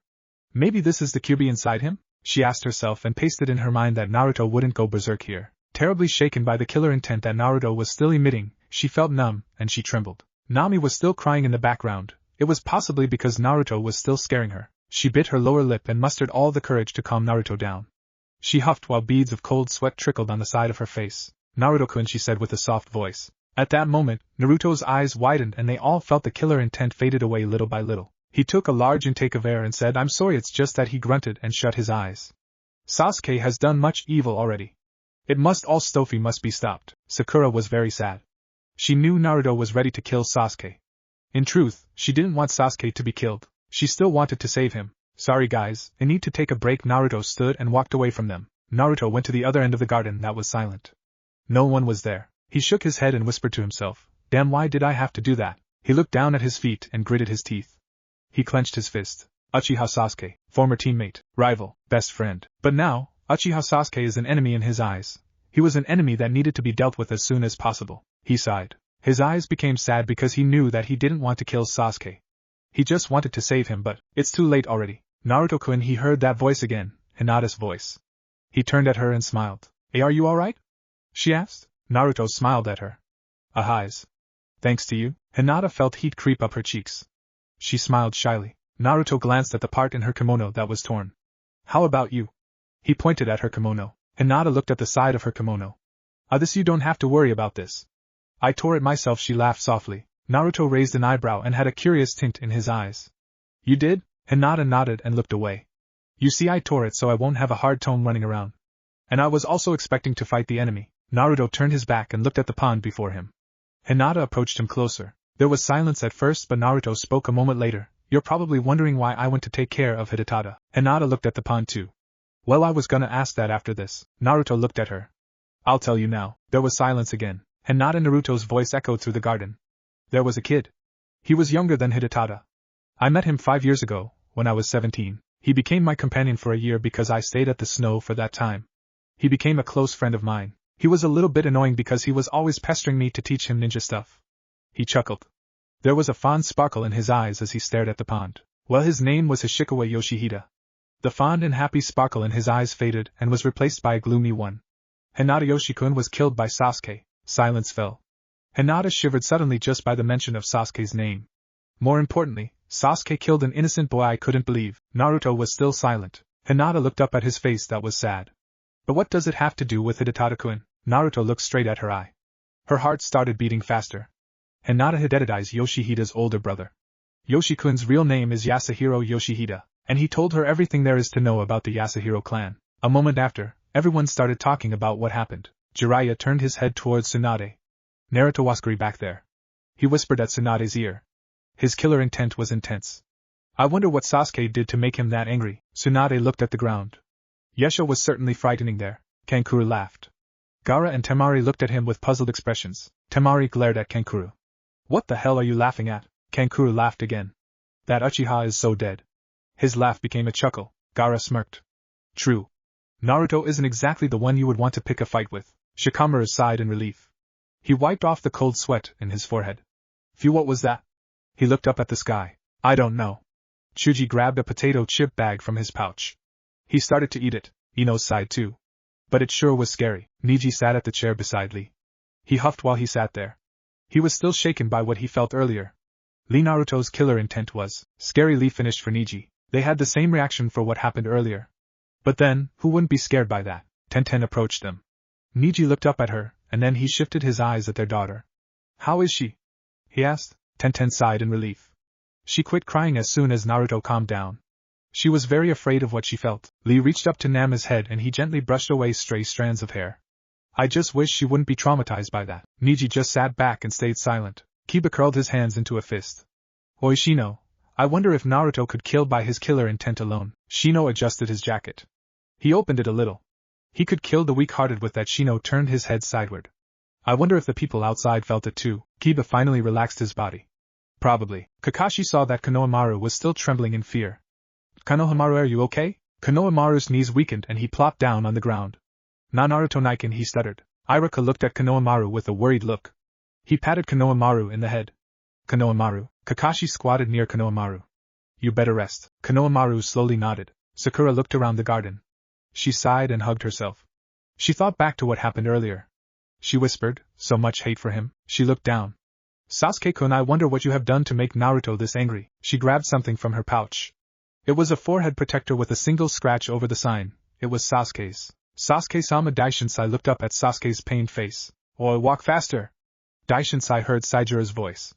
It was then that Kabuto appeared by the door with a smirk on his face. Yes, ma'am, he said to mock Saijiro. Kabuto hadn't changed much. After 10 years, he just looked older. The color of his clothes was darker, and it was a bit soiled. He had a couple of small scars on his face, and one big gash on his left forearm. Sasuke growled and he looked more pain. Kabuto looked at the pained Sasuke with an arrogant look. So this is why you kept me alive, Eni? He looked down at Sasuke in the chair. Daishinsai grabbed Kabuto's head suddenly with his big hand. Kabuto-san, please heal Sasuke-sama. He glared at Kabuto. Kabuto removed Daishinsai's hand from his head. Tisk, I am getting to it. Kabuto performed a couple of hand seals and his hand started glowing. He placed it over Sasuke's left hand. While Kabuto was doing that, Saijiro said, Daisanyo shouldn't have done that. Daishinsai looked at her. Why? From the beginning, I already wanted to kill him, he whispered. Saijiro glared at him. Heh, still we have to keep him alive. Without Kabuto, Sasuke-sama won't be able to keep it down. I failed to protect Yoshi-kun. Naruto shut his eyes tightly and gritted his teeth. I know that it is Sasuke who sent that pawn to kill Hidetada. He opened his eyes. He clenched his fist. I want to protect Hidetada, that's why I want to take him under my wing. Hinata looked at him. I see, she thought. Naruto-kun feels this certain responsibility towards Yoshi's death.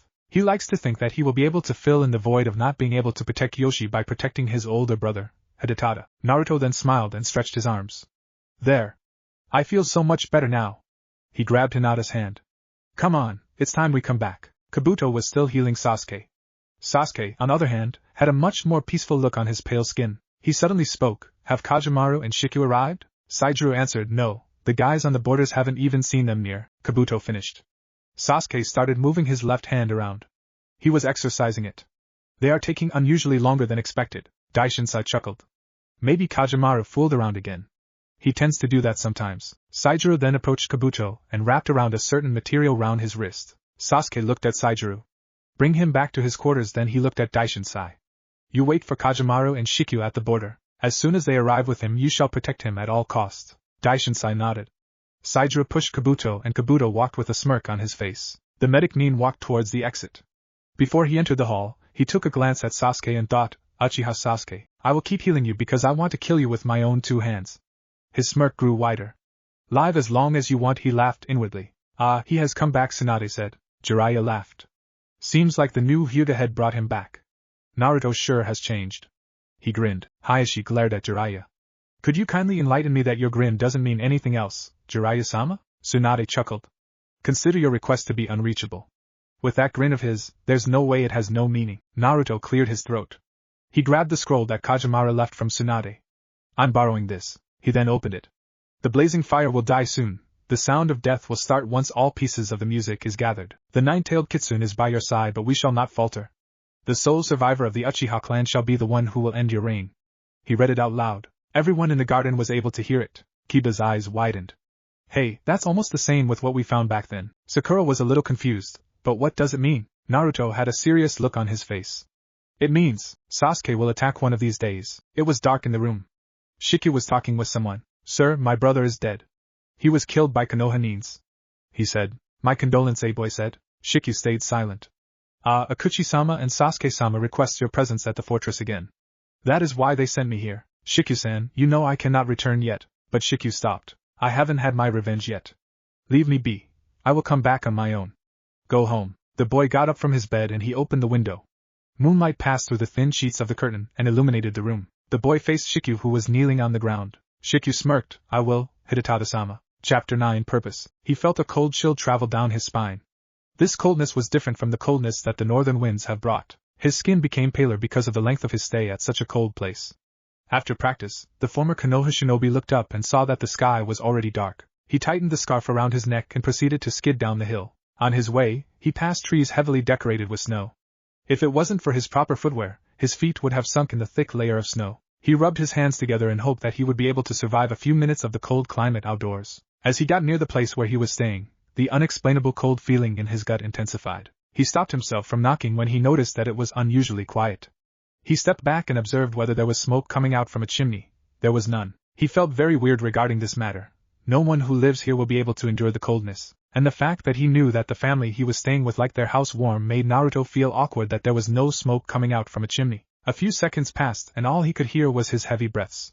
He looked at the window of the house and found only darkness inside. His heart raced in a nervous sense. He immediately knocked down the door. In one swift kick, the bolts and screws securing the door gave. A couple of them flew away because of the impact. The door fell in the ground with a heavy thud. Naruto quickly turned on the lights and the sight shocked him and made his stomach turn. He was used to seeing blood, but this was way different. Aranori lay in the ground. His eyes were wide, as if he was killed in the instant he was shocked. The sight of Aranori's remains made Naruto flinch. His limbs were torn from his body and a large pool of blood surrounded him. A cold bead of sweat trickled down Naruto's head. He shifted his attention to the entrance of Yoshi's room. Hanako was lying near the door. Her eyebrows were knit together depicting a worried look. Her death seemed cleaner than Aranori's though. But he wanted to see no more of it.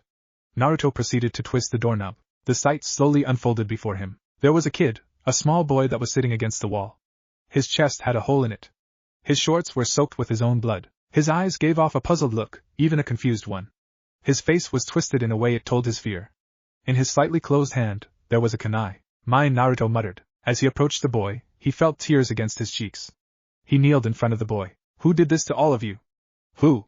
Who is the freaking bastard who killed you? He pounded his fist at the floor which was stained with Yoshi's blood. He wiped away his tears with his clean hand and he looked down. He looked up at Yoshi's wound, a hole. A hole. Naruto's eyes widened in shock and disbelief as something came up in his mind. Sasuke, Chidori, he muttered. He passed his hand on Yoshi's pool of blood.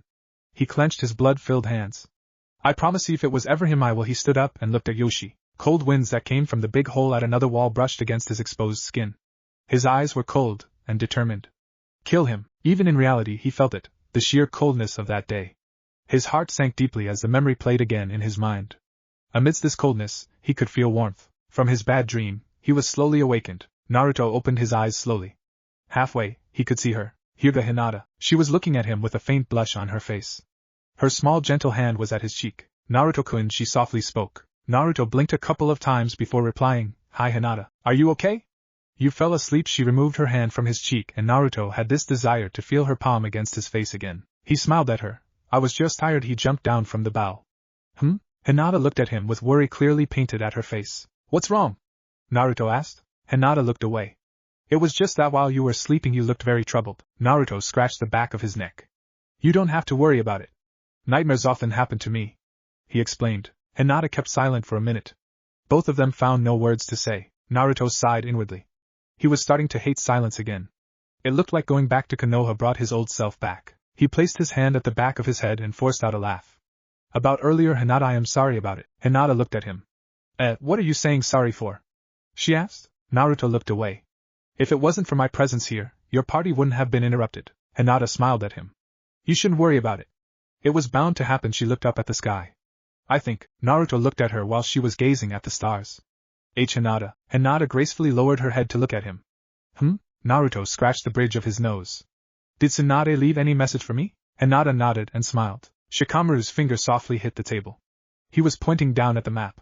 Tsunade-Samur's security is obviously too easy to bypass. 3 of them already got inside the walls, he pointed out. Tsunade nodded. I know that, Shikamaru, she said. We should tighten our security. Shikamaru then asked. We should scatter ANBU squad platoons outside the walls just in case. Shikamaru bit his lower lip. Geez, this is very troublesome. He sighed. And yesterday was also shocking. Now I have to think about our strategies. Geez, where the hell is Naruto? I need him. He's the best source of information for now. At the very moment his thoughts came to an end, the door opened. Yo, Tsunade Naruto's entered. Finally, Shikamaru whispered. Come here, Naruto, I need to ask you a few questions. Yeah, we need a few answers, Tsunade said. Answers you want. Answers you will get. He stepped in and shut the door. The room was still dark because of the curtains. His young face was emotionless. His dark eyes were empty. He would have looked dead if it wasn't for the rising and falling of his chest. And then his eyes closed. There was this man that stood tall. His build was large. His face was decorated with scars that varied in thickness and length. His clothes were thick to protect him from the cold climate. He seemed very wise and serious. He was the head of the Yasuhiro clan, the father of Yoshihide and Hidetada. Come, Hidetada. His voice was deep. Yoshihide. Come, my sons. Young Hidetada stood up. His younger brother was clutching the sleeve of his jacket. He took Yoshihide's hand. Oda-sama, Hidetada said. His eyes were full of innocence and youth at that time. He had never tasted hardships when he was little. He was a little pampered since he was the heir. He didn't need to learn their techniques because his father had forbidden using it. He could remember that his father said, We are not demons. We don't need to taint the earth with more blood. We don't need to dye the rivers with its red color. There is no need of such killings anymore. White is for pureness. White with a blend of red isn't pure anymore. I want to preserve the pureness. He didn't understand it that much. He was young and not as wise as his father. At the age of 5, he wasn't able to comprehend the meanings of his father's words. He was too young, too frail, too innocent. His father gestured for the both of them to come closer. And then he leaned down and placed his large hand over his head. His other hand lied atop his brother's head. They both looked at their father curiously. Their father's serious eyes were much kinder that day. That was the day when he saw the last of his family. His caretakers died because of sickness, so he left to wander through the white plains of the cold country he lives in. He almost died if it wasn't for the man who possessed the onyx eyes which turned red sometimes. Kid, this man looked at him. Hidetada was sitting by a tree stump. He was cold. There was nothing to provide him with heat. His old jacket was tattered and dirty. His stomach produced noise which expressed how hungry he was. The man removed his jacket and gave it to Hidetada. Here, Hidetada passed his eyes along the interesting designs of the jacket. He took note of the fan-shaped sign at the back. He then looked at the man whom showed him such kindness. Master, the man raised his brows. How about you? Aren't you cold? Yes, Hidetada was still a young boy at that time, though he acted much older than his age. Fate brought him many hardships than expected. He had to live by himself. He had no one to rely on but himself. The man shook his head. Unlike you, I have been trained in such harsh conditions. The man smiled a small smile which faded away the second after. Hidetada's stomach expressed his hunger again. Hidetada blushed and lowered his head. He heard a couple of shuffles. Hey, Hidetada looked up and there was a piece of bread that was held out to him. Take it. It is yours, the man said. Hidetada hesitated for a while. The raven-haired man took his hand and placed the bread at Hidetada's palm. Thank you, Hidetada said. He started eating the bread. The man sat down beside him. You, the man said while Hidetada ate, why are you alone? Hidetada stopped eating. Oda-sama Tosama did it. He gave me to those caretakers. I see, the man said. Hidetada finished eating the bread minutes after. The man then stood up. He looked down at the young boy sitting at the cold ground. Being alone is hard. Come with me. I will take care of you. Hidetada looked at him curiously. I am Uchiha Sasuke. Months after, Sasuke took him to a certain place. They were atop a hill and a house was down below. Hidetada could see a man with blonde hair staring at the dead body of his brother. He wanted to run there and hold his brother, but Sasuke stopped him and said, No, if you go there, you will end up like he did. Hidetada bit his lower lip and looked at the blonde-haired man. He could see blood on the man's hand. Did he kill Yoshi? Yes, he did. Hidetada's eyes snapped open. The memory was still pretty clear. It always managed to bring out the anger that he tries to repress so much. He clenched his fist. Sasuke brought him to Konoha the week after he saw his brother, and the blonde man also known by the name Naruto. Sasuke told him to act accordingly to their plans. He could remember Sasuke's smirk when Sasuke told him that he would get his revenge. Revenge. Yes, revenge, Hidetada murmured as he covered his eyes with his hands. There had been too much at stake, his life and the bonds that he had formed with the one that cared for him during his 6 years of stay in Konoha. 6 years, that was just a big lie. His eyes were shut tight when he thought of how Hinata's heart would be broken if she found out that all this time, he was the enemy. He didn't want that. Hinata had shown him genuine kindness that he rarely experienced. Hinata was far more precious than revenge. He bit his lower lip. Was he having second thoughts? Yes, he was having second thoughts. Why? He terribly pondered about why he was having second thoughts. No was the time he could strike. He had seen Naruto move. He was very strong. Hidetada already admitted to himself that he would never be able to beat him. But Akuchi, Saijiro and Daishinsai could always help him. He shook his head. No, he wanted to kill Naruto with his own hands, but he shut his eyes again. There were too many thoughts in his head, too many thoughts that contradict with another in a way. He heard the door open. His eyes were still closed. He didn't want anyone to talk to right now. He continued to feign that he was asleep. The visitor's movements were graceful. The footsteps were light. He could almost hear nothing.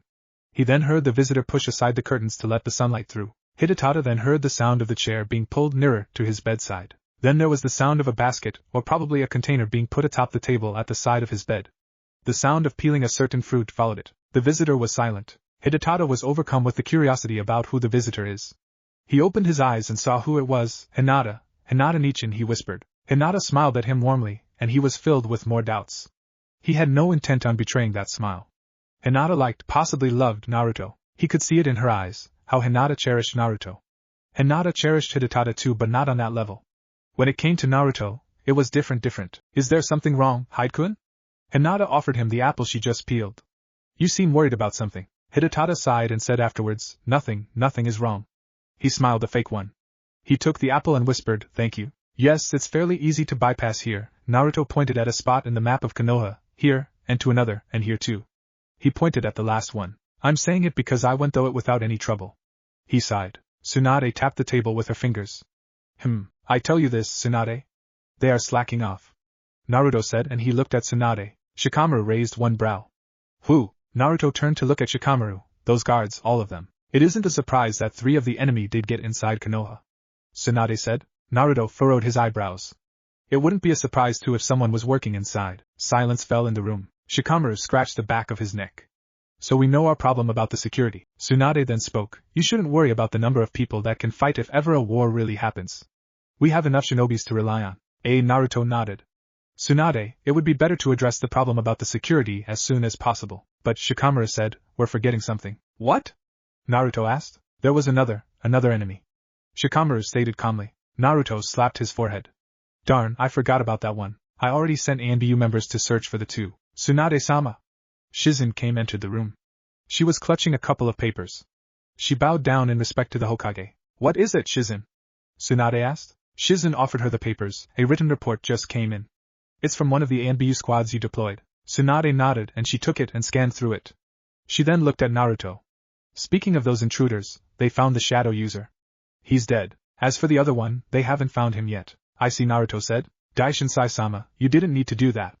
Shikyu bowed before the big shinobi. He passed his eyes over Daishinsai's bloody clothes.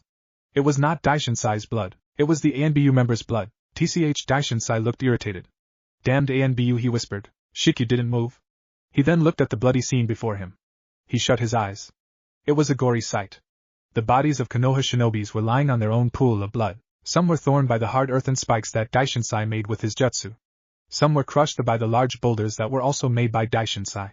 Oi Shikyu. Shikyu looked at the large shinobi Nin. Sasuke-sama has ordered me to take you back. Let us go back. I don't want to spend time in this place anymore. Hi. Akamaru's snout was facing the sky. He was sniffing for something and then he barked to get his master's attention. Kiba landed at a branch. Akamaru was sitting at a branch meters away from him. What's wrong, Akamaru? He asked. Akamaru barked again. What do you mean? Akamaru barked yet again. He then jumped to another branch, and he barked once more. Kiba followed him. They were jumping through the trees. A few minutes after, they arrived at a spot. Kiba could feel the cold bead of sweat passing the side of his head. His eyes were wide and he could feel his stomach turn just because of the sight in front of him. His mouth was slightly parted. Akamaru barked in worry and he hid behind Kiba's right leg. The dog was shivering. Kiba was still motionless. My God, what happened here? Akiba's Shino came. Kiba didn't answer. What's wrong? Kiba pointed down below. Shino became motionless too. What the? You're pretty silent today, Hyde-kun.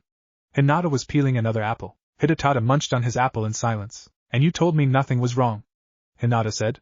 I wonder if that was true. Hidetada didn't answer. Hinata grew sad and worried. There was definitely something wrong with him today. The Hidetada he knew was not like this. She came here to check how he was. Hinata didn't know what today. She had no clue. She took another apple from the basket and started peeling it. And then Naruto came in. Yo, Hinata, he looked at Hidetada, Hide-kun. Hinata had a smile in her face. Fondness could be clearly seen in her white eyes. But Hidetada, he was trying hard to not show the anger in him. The mere image of Naruto that day reminded him of his purpose, revenge. What if Naruto refuses to be on Team 7 NaruHina? And thanks for watching my video till the end. If you enjoy this content, then do consider subscribing to my channel. And leave a like if you guys need the next part. Comment down and thanks for watching the video and see you guys in the next video.